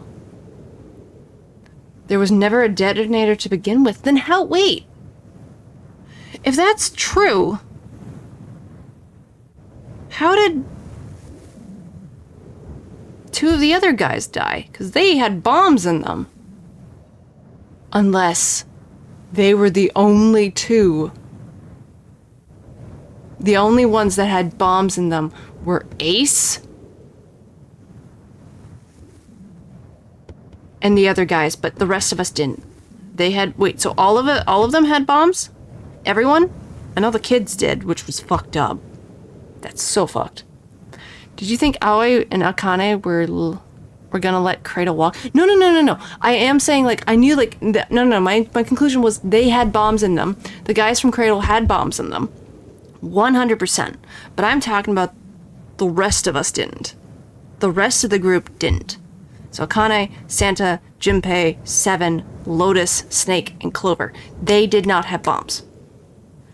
The others did, though. And Mocha wants to leave. One sec. Okay, Momo. Here you go. Freedom for cats. They were the only ones, yes. I am confirming that. Okay, cool. Cool. Figures. Akane. Huh. Oh. Jumpy. Oh. Unless I'm misremembering, but yeah, okay. I guess I must be pretty crazy about the girl if I think I'm hearing her voice in the wind.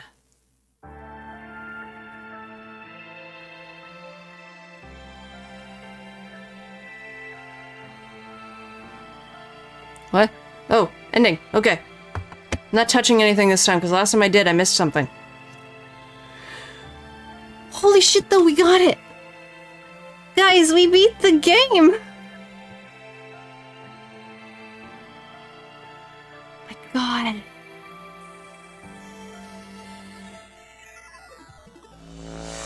There is absolutely a post-credit scene, so yeah, be careful. I will. That's wild. And this music is going hard, jeez.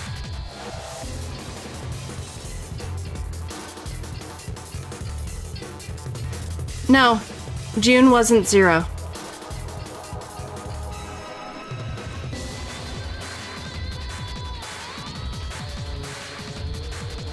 Because Santa was helping 0. Why would June be 0? To me, it doesn't feel like she would be, because, I mean, if she was, she would have said something to Santa, but she didn't. Oh, Jesus, what happened here? He got beat up.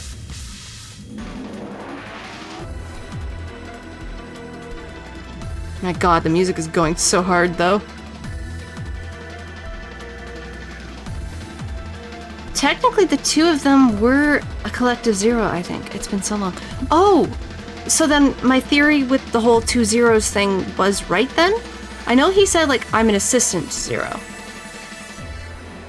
But I still felt like that was the right response? Are you okay? Oh, come on. This is nothing. What happened? Really? Yeah. You don't look okay. It was just before the end of elementary school. And then, when everyone's 0, no one will be. Oh my god. Kane was 0, and Santa was helping her because she fails to exist if things go south. So you could consider them a collective. Oh, okay. Junpei and I were sitting next to each other on a small hill looking down at the town as the sun slowly set. How does it look then? Got pretty bad. You have bruises, I think. He was half serious and half joking. I thought about it for a minute first. Well, let's see. Pretty bad. What happened? It looks like you kissed a toad and got warts, but then they just kept growing and growing and growing. Thanks, Akane. What does that even mean? Junpei grinned and... Ow. See?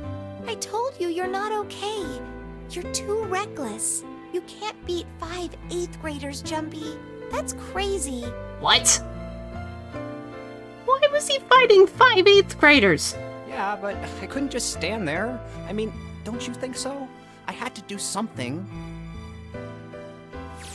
Huh. Oh. Look at the Nevada desert go past. For an SUV, this thing sure has a pretty smooth ride.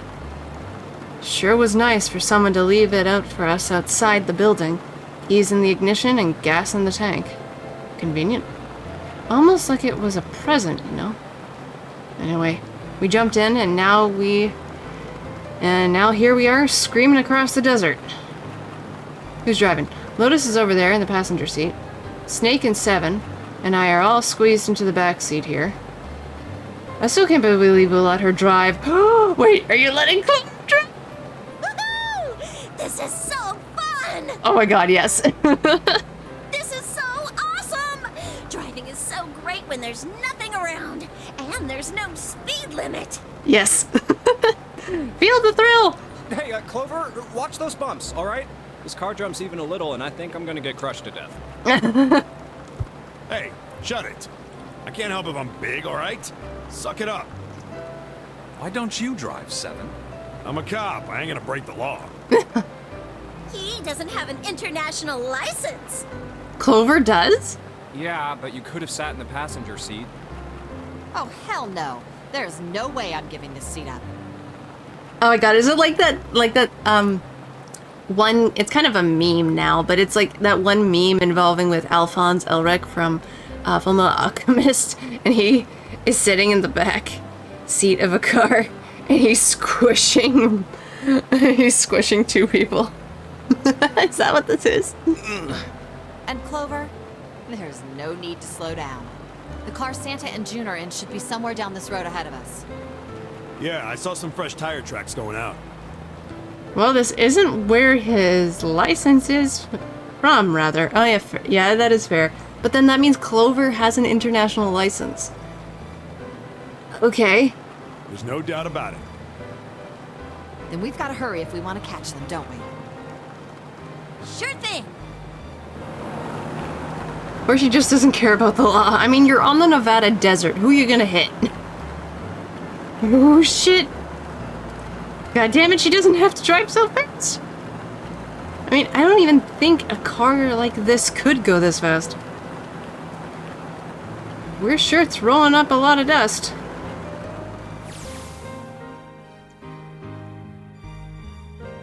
It was a couple of hours after we had run into the junior high students.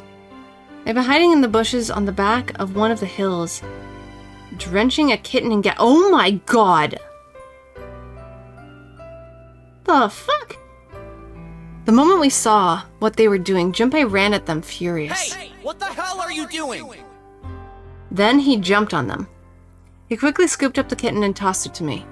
I caught it and ran for the police station as fast as I could. Help me!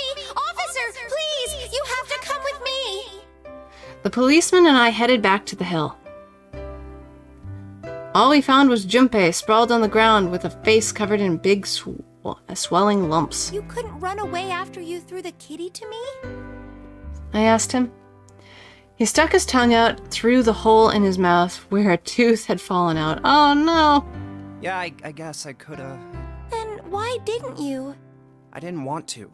I wanted to beat him up. Beat him up real good. Because of what they were doing to the kitty. Yeah, that too, but I think they were the ones behind those murders our first semester. Remember? There is a connection to the bunnies. Oh my god, what the fuck? Oh, those are some psychopaths there. What the hell? Oh, you mean the bunnies. Yeah, the bunnies. He plucked some grass from the ground and tossed it into the wind. They asked me what elementary school I was from, so I told them. And then they said they'd do the same thing to you that they did to the rabbits. Oh my god. The fuck? I couldn't forgive them for that, so I...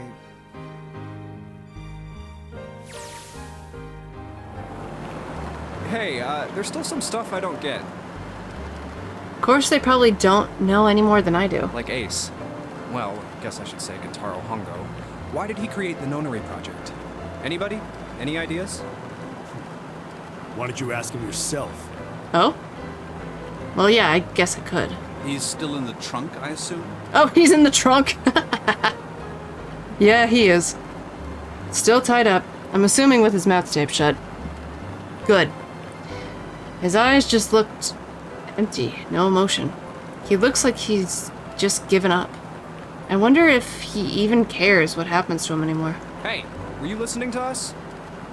Yeah, go ahead and try to pretend you weren't, you old bastard. Let's get that tape off your mouth. Come on, I know you were. Answer me. You could at least look at me when you talk, man. I only wanted to see the faces. Human faces. I thought if I could gain the ability to access the morphic field set, then perhaps I could see faces.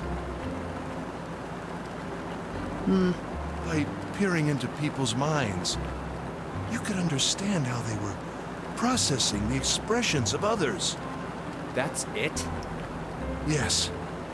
If you want to put it simply. Wow. Can we put tape back on his mouth, please? But if you are looking for a more philosophical answer, I could supply that as well. By the way, Echo, once again, there is one more thing you were right about that you had no right to be right about, and it'll be revealed pretty soon. Okay. Okay. Should I be excited? Okay. You see, the human collective consciousness... Put tape back on his mouth. I think that's enough out of you, pal. Thank you. Time for the tape to go back on. Yes. All right. So what's your second question? You said there were some things you didn't get, didn't you? Yeah. Well, probably a little... Well, somebody's a little nosy. Well, my next question doesn't really have anything to do with you two. This is for you, Seven. It's about the whole Alice thing. What's the deal with that? Well, see, 9 years ago, after I escaped from the Gigantic, I kept going after Hongo on my own, hoping I'd catch him when he finally slipped up. During the course of my investigations, I learned a lot more about the Gigantic. I also found out about Bourdain and Alice. You're not really answering my question. Was there actually a girl who wouldn't melt at room temperature?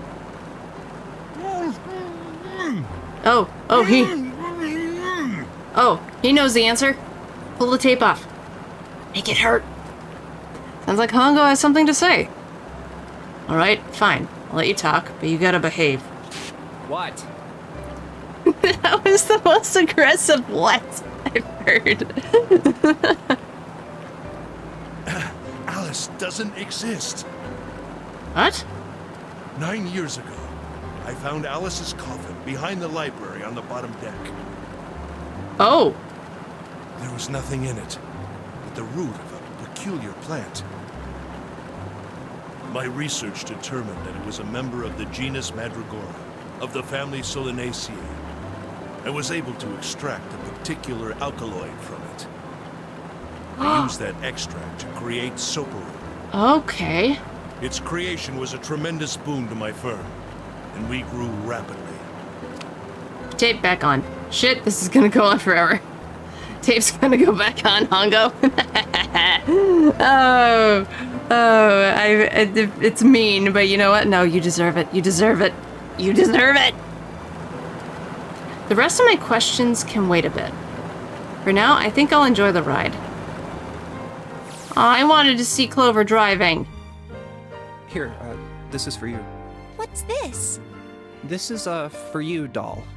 His name is Junpei. Jumpy pulled something out of his pocket and shoved out his arm toward me.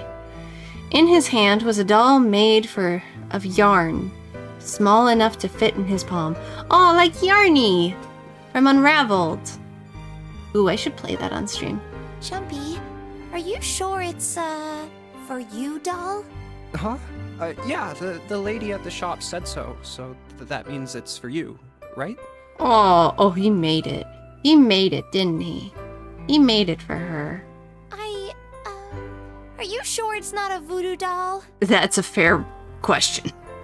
That's a fair question, considering they're Japanese. Oh my god. Fun fact with the voodoo doll, it is actually a crime to actually use a voodoo doll in a ritual in Japan. You can go to jail if you nail a voodoo doll in a tree. I'm not kidding. If you get found out, your butt's going to jail. Wait, what? That's... Oh, man. Oh, man. Well, it sure looks like a voodoo doll. I mean, you do know what a voodoo doll is used for, right? Taken. Yeah, people can go to jail for a voodoo doll if they use one. Yeah, I guess calling it Junpei because it's a very good idea then. Because it's called it's to incite it can be used to incite a curse on a person. There's actually a case about it a few years ago recently. Why are you giving me this anyway?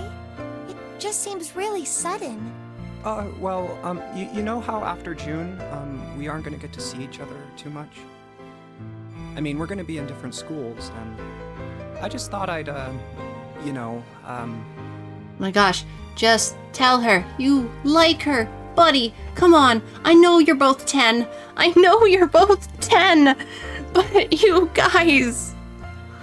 Oh my god, if he does not tell her, adult Junpei here does not tell June that he has a crush on her, he wants to take her out on a date, I will be mad. Intent means a lot to the Japanese, and to some extent, they do take curses seriously. They do. You think that's why? Look up what a kodama is. Wait, no, hold on. That's not the correct word. 1 second. I know the word. Hold on. I am interrupting the stream in order to check a thing. I'm allowed. It's my stream. Where is it? Where is it? Because it's the proper word for it. Where is it? Kodoku. Okay, kodoku. That's what I mean.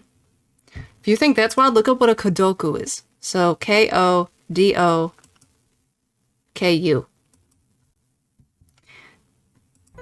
It's something.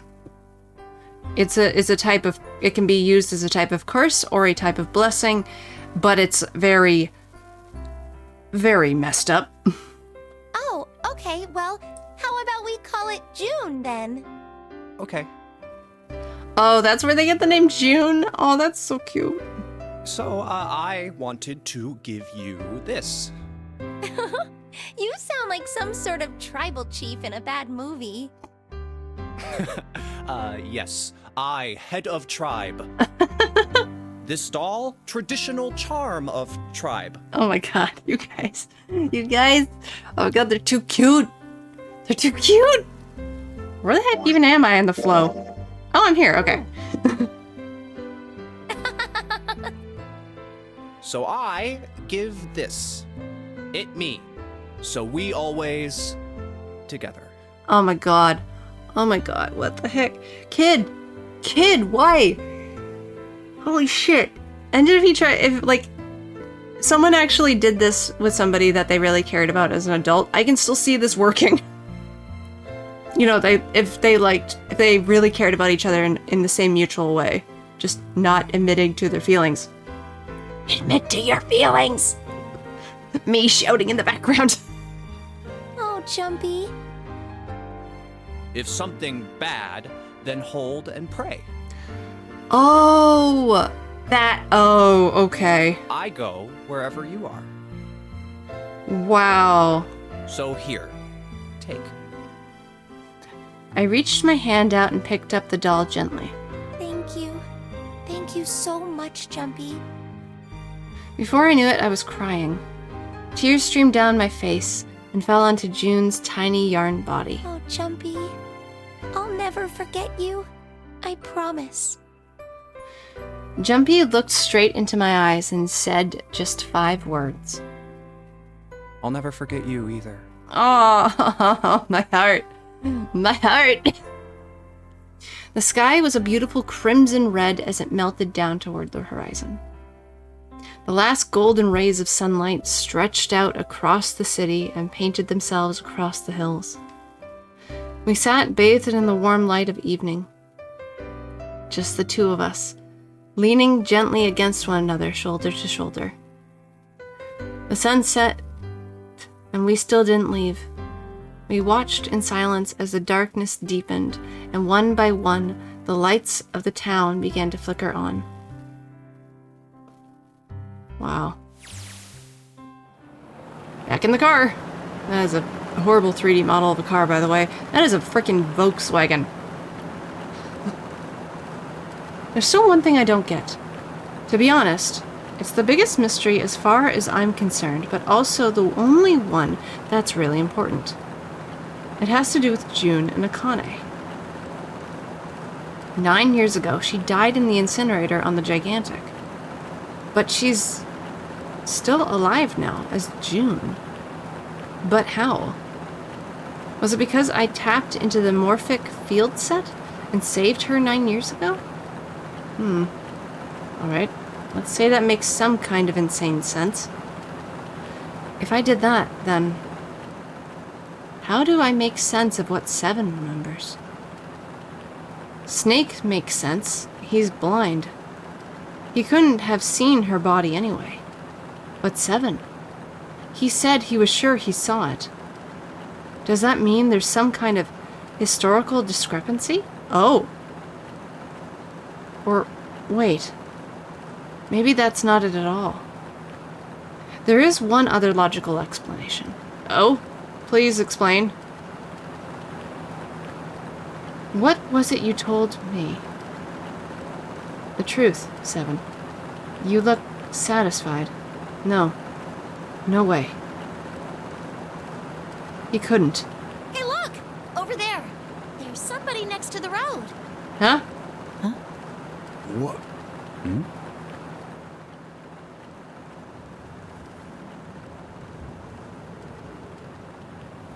No fucking way. No fucking way!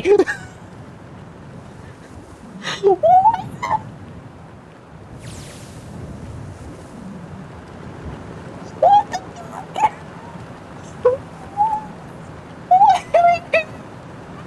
fuck? I said this as a joke!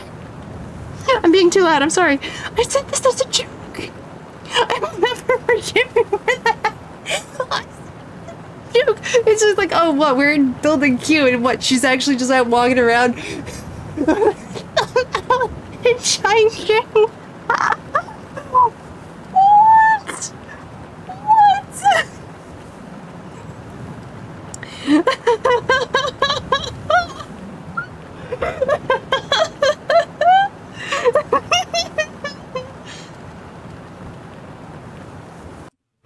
You were specifically saying she was hiking in the desert.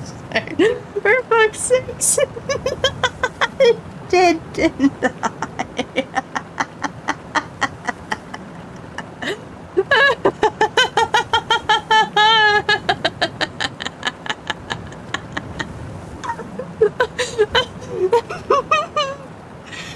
Oh my god, that's amazing! What the fuck? Apparently my powers of observation. Oh my god. Oh my god, that's amazing. My face hurts from laughing too hard. Okay. I need to take a drink. Hold on. What the fuck?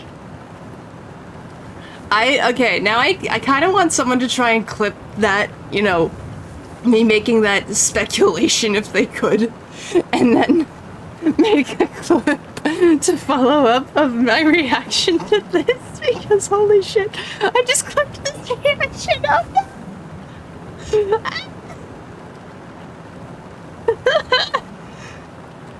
But I have no idea where the call happened per se. Oh yeah, true, fair. Yeah, I can't recall either. The burning gaze of the Nevada. I can't read. My mouth. The burning gaze of the Nevada sun poured down on her head. We can fix it eventually! Oh god, yeah, true. The desert around her rippled with heat.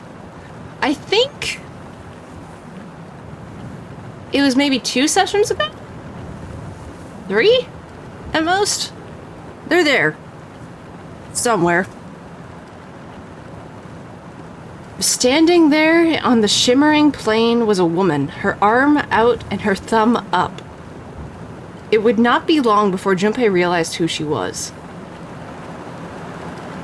What the fuck? End. What? Oh my god. To be honest, I can find the day easy because I told my friend about it, and I can check the timestamp. I just gotta find the time in the stream. Fair. Don't forget your towel. What the fuck? I finished all scenarios in 999. Would you like to save the info you obtained during this playthrough? After saving, the game will restart from the beginning.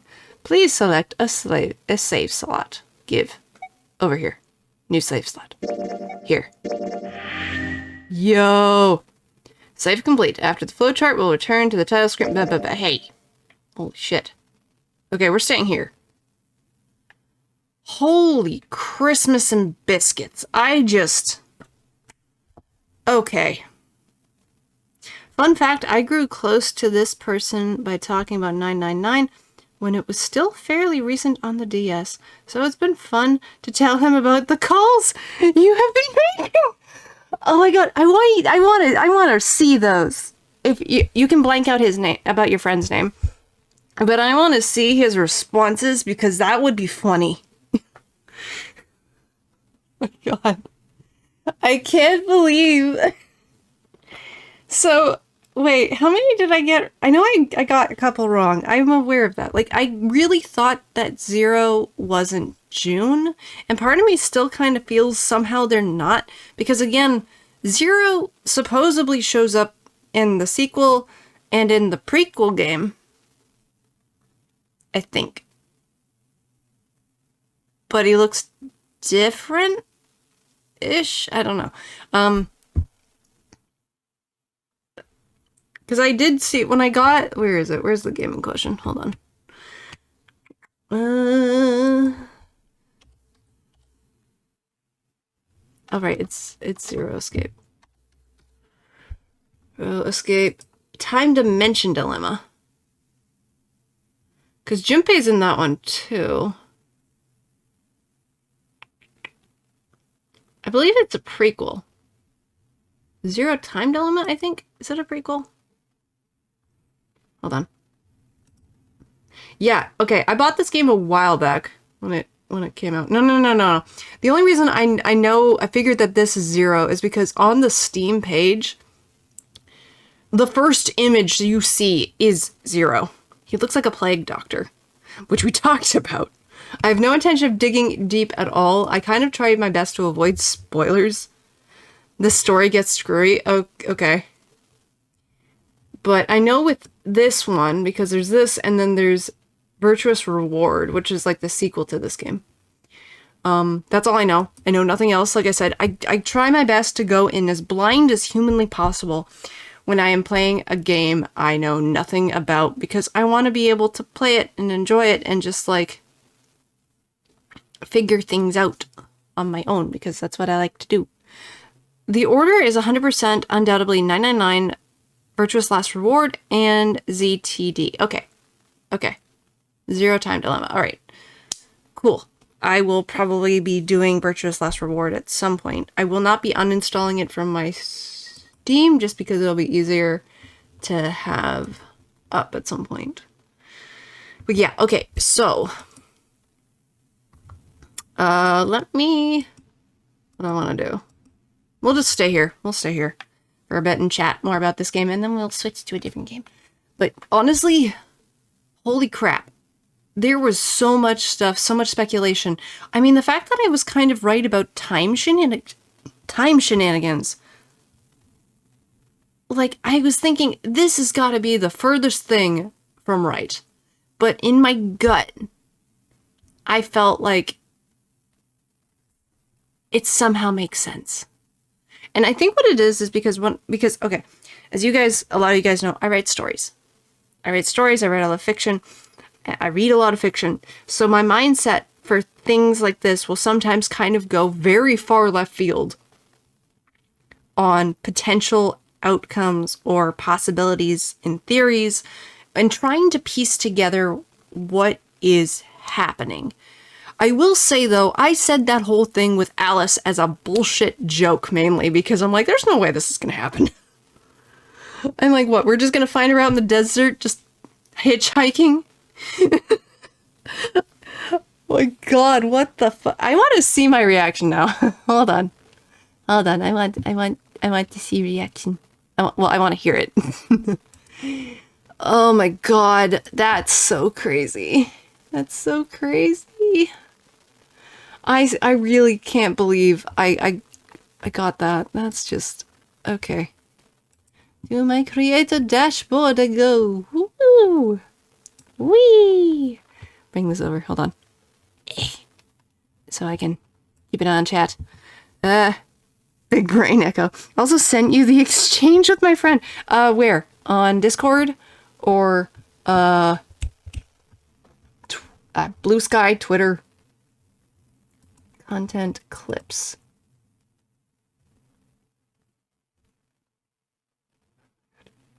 The call of the century. Oh no. It's a minute long.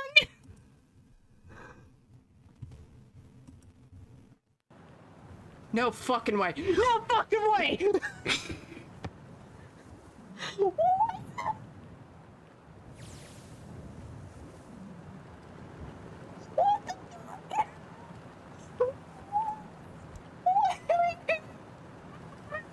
I said this as a joke. I'm being too loud. I'm sorry. I said this as a joke. I will never forgive you for that. Joke. It's just like, oh, what? We're in building Q, and what? She's actually just out walking around in Changchun. What?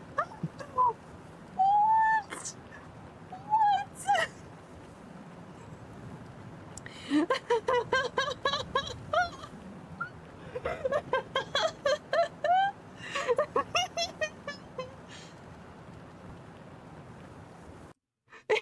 were specifically saying. Aw, cut off at the end. Darn. That's cool, though. Oh my god. Thank you, Cage. Okay, hold on. Let me get Discord up. To Discord. Okay, hold on. Okay, is it okay if I read it out loud? You okay with that?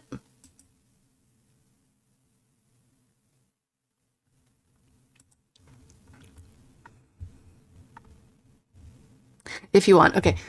Literally how I'm watching someone play 999. She just had an epiphany, far-fetched theory that June is Santa's sister that died. And we're dealing with funky time shenanigans. Then at the end of the wrap-up of her rambling, she joked about, where's the mummy? Imagine she's just defrosted and hitchhiking somewhere. She has to know in some form. She does. She's a writer who likes mystery, so maybe intuition kicked in. But I've been following her on and off for a while on Twitch. She doesn't give me vibes of someone who fakes it. Aw, especially given how confused she was. To unflag the keys locks last stream. Oh yeah, the flag thing. Which one was that? Fuck, there was so many puzzles that I kind of got confused. I'm like, how the fuck do I do this? Interesting. I need to replay all of them one day. Wow. Oh, that's so cool. That's amazing. Okay. Wow. Yeah, because I can't even remember how that ramble went about. Oh my god. Well, I hope your friend enjoyed that. Oh my god. Oh, so cool. I'm really proud of myself of what I was able to get. I feel really, like, with the last puzzle, because you said it was Sudoku, I can only imagine how hard that would be for me, because I would be struggling. I'd be struggling so hard with that, because when we were doing this puzzle, well, let me get to it. No, wait, no, that's Discord. Go away. Buttons.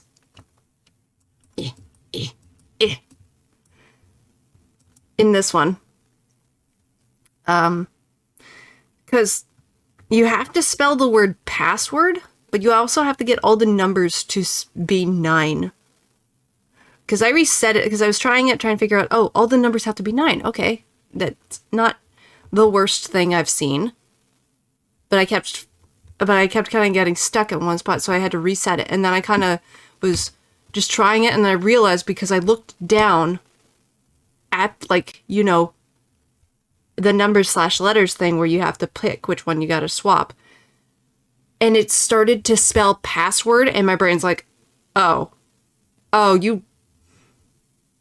you're one of these. Okay, I'm thinking too hard. Because I kid you not, some puzzles, it's just like immediately simple and easy to figure out. Others, my brain will just go immediately like, okay, it's gonna be like this, this, and this, and this, and this. And it's the most simplest thing on the goddamn planet. And the reason I say this is because I was doing this one thing with a friend of mine. We were playing Nancy Drew together. And we were both trying to figure out puzzles and stuff. And I'm like, okay, it's gotta be this. It was the most simplest puzzle, and we made it the most complex shit. You can imagine. Oh my god. Some puzzles be like that, though. But holy crap, I am so amazed we managed to get that. That's so crazy. I know there were... Wow, I have unlocked... Wait, there's hidden achievements. Oh. Okay, I got the story achievements. I don't really care about that. Oh, these are for... Okay, I'm not gonna look at them. They're for the next game. So I won't play that one next. So, I just want to... You should be proud, and I send you a screenshot of the DS. Oh, okay. Hold on, I want to see that. I want to see that. I want to see that. I want to see it. Holy shit! Oh, God. Yeah, because I know the basis of Sudoku. All numbers, both across and down, cannot be the same number. God, that's hard. Sudoku's not easy. And plus, isn't there like a timer or something? Because I'm like, oh my god, if there's a literal timer, I'm fucked. I am so fucked. I was afraid there would have been a timer. June was at the top screen and the Sudoku was on the bottom. This screen is flipped. Okay. Oh, wait, you have to do it upside down?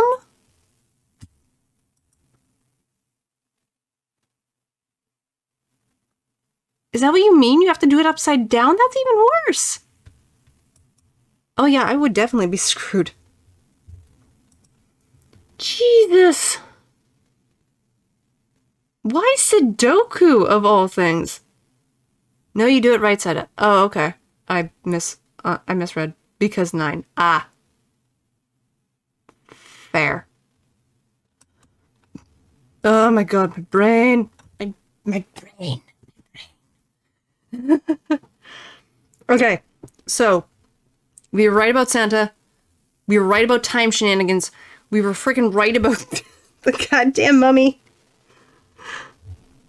I want to be able to talk to her. I want to talk to her. She looked pretty. From what we saw, I wouldn't be surprised if somehow, some way, she was like a descendant, or she's like somehow distantly related to Lotus. That would be kind of cool. Because I remember I made a theory. It's like, oh, what if Lotus is Alice somehow? And then I retracted that theory because she talked about her kids. I'm like, okay, yeah, no, that's wrong. That's 100% wrong. So, and they kept mentioning it and mentioning it and mentioning it. And that's when at one point, I just made the joke because we hadn't come across anything besides the coffin towards the end that Alice actually existed. Besides stories. And I made that joke because I'm just like, okay, yes, in all jokiness, what if she just straight up defrosted? Like she was put on, maybe somebody somehow, for whatever reason, got the coffins mixed up? Maybe there was more than one coffin, though. And they put the wrong one, or, wait, no. Wait, no, that wouldn't be right, because she's in the Nevada desert. I think by the time Ace found her, she was thawed, but that was on the original boat, right? How did she end up in the Nevada desert? That's why I was kind of wondering if somehow the coffins got switched. Because that's the only real way I can think that would make sense. I don't think it's explained or not, to be honest. It's been too long. Oh, okay. I mean, if you do find out, Cage, and it's not a spoiler for any of the other games, feel free to let me know, because I'm curious. But if it turns out there is a spoiler, and somehow she's in the other games, which if she is, cool. I think that'd be great, honestly. I really would love to be able to run into some of the other characters again in the Nonary game, but I'm wondering if, like, say, either the prequel or the sequel, Junpei, we're another character, and Junpei is one of the characters, and he's become jaded. Like, something else happened, and that made him jaded. And he becomes very, doesn't trust anybody. Because of what the Nonary game did to him, which would be an understandable thing to happen. That is a reaction. That is a kind of consequence to an action. Or a reaction to an action. There's a lot to it. And, I mean, there's so much that I'm very much wondering about then. Like, he obviously... Okay, there are theories on a related thing, but it's... Yeah, no. Yeah, no spoils. I'm a vampire. I don't agree with the spoilers. Spoilers of the cross. I hiss at thee. No. But, yeah, I liked this game. I'm Cage. No spoilers, Nightwing. Thank you! Thank you. And thanks also, guys, for trying your best to say nothing when I am trying to figure out puzzles. I really got to try and buckle down and make some rules on my freaking page now that I have over 200 followers. Which is wild. I have 212 people following me now on Twitch. What the fudge? How? I just have a lot of passion. No, it's understandable. And plus, again, I very much... I respect people who want to be able to try and just figure it out. But if they've been struggling for a bit, I'm like, do you need a hint? And I say hint because I don't want to like give the answer. I want to help them be able to figure it out. Done that with other games. I've done that with Silent Hill games because I've played Silent Hill on the original PS2. Also, when I do finally play PS2 Remake, which I have mentioned before, I have that game. I will want to make it on the hardest puzzle difficulty. Why? Because I demand a challenge. I like puzzles. I like hard puzzles, and I want to figure it out. I want to be smart. But when it involves math, my brain is like, okay, fuck this. Math, my brain is like, whoop!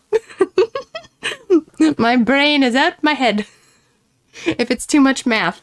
Because when we first started doing this game, I was so kind of excited about trying to figure out, the numbers, 2 + 8 + 9, all that kind of stuff. I eventually started doing it on my own, of course, later on in the stream. But at the start, it felt like they took my chance to kind of try and put it together myself. Because they kind of gave you some answers for it. And I felt a little disappointed about that. Just because I'm like, oh, they took my chance to try and figure it out for myself. Dang it. Like, how, I'm sure a lot of people have felt that in games, where certain things like, oh, you're excited into trying this one thing because they've been talking about it, and then they just give you the answer. I hate that. It's not fun. But yeah, I love this game. I love the fact that my joke became a reality. Oh my god. I'm gonna see if I can try and clip that myself and try and see if I can get the whole thing, if possible. I just need to remember when that happened. Because I can't remember. I don't remember when that happened. But anyway, I'm going to do my quick little outro for this game, and then we're going to switch to a different game, and we're just going to have fun and chill with that. Sure. But yeah, with that said, this game is great. I will be playing Virtuous Last Reward at some point. I don't know exactly when. I feel like there's still some questions that have been left, and you know what? That's great. especially if there is a sequel and a prequel, or a sequel to the sequel. Anyway, and I'm honestly looking forward to seeing where that goes, where this whole thing with the Nonary game goes. I want to be able to try and theorize and figure out and write more notes and just try and guess things on what could potentially happen. Like, who are we going to play next? Are we going to be playing as somebody else in this Nonary game, a completely new person? Are we somehow going to play as June in the sequel? Wouldn't that be interesting if we played as June or Santa? Or Snake? Or, like, no, maybe not Snake because he's blind. We wouldn't be able to see. But, like, or Seven, Lotus, any of the reoccurring cast being able to play as them? Or are we going to play as a completely brand new character who's been just tossed deep into the deep end, tossed right into the deep end with no idea of what's going on, and maybe somehow they too have like a connection, be it to maybe like the people who made the game, one of the other kids maybe from the Nonary game. I don't know, like Lotus's daughters. That would be interesting because we did technically see both of them. Well, no, we saw one of them in the on the boat. We saw her. And so it was really, really, really cool. I liked this game a lot. I liked being able to figure things out. I like also that they still kind of don't give you full answers to everything. For one, we never got Seven's name the entire time. He's just Seven. We don't ever know his name. He's probably the one of the characters we never get to know his name, because we do know Snake's name and we do know Clover's name. Clover's name is literally Clover. And Snake's name is Light. That's so... I liked that. I liked that a lot. God damn it, this game is good. The writing in this game is so fucking good. Anyway, but with that said though, that is the end of this game of Zero Escape, 9 hours, 9 persons, 9 doors. And holy shit, I love this game. This game is so good. I'm so curious as to see where the sequel will go, the other games will go for this series. And yeah, with that said, guys, I hope you all have a wonderful night, day, week, whenever. And I will see you all next time.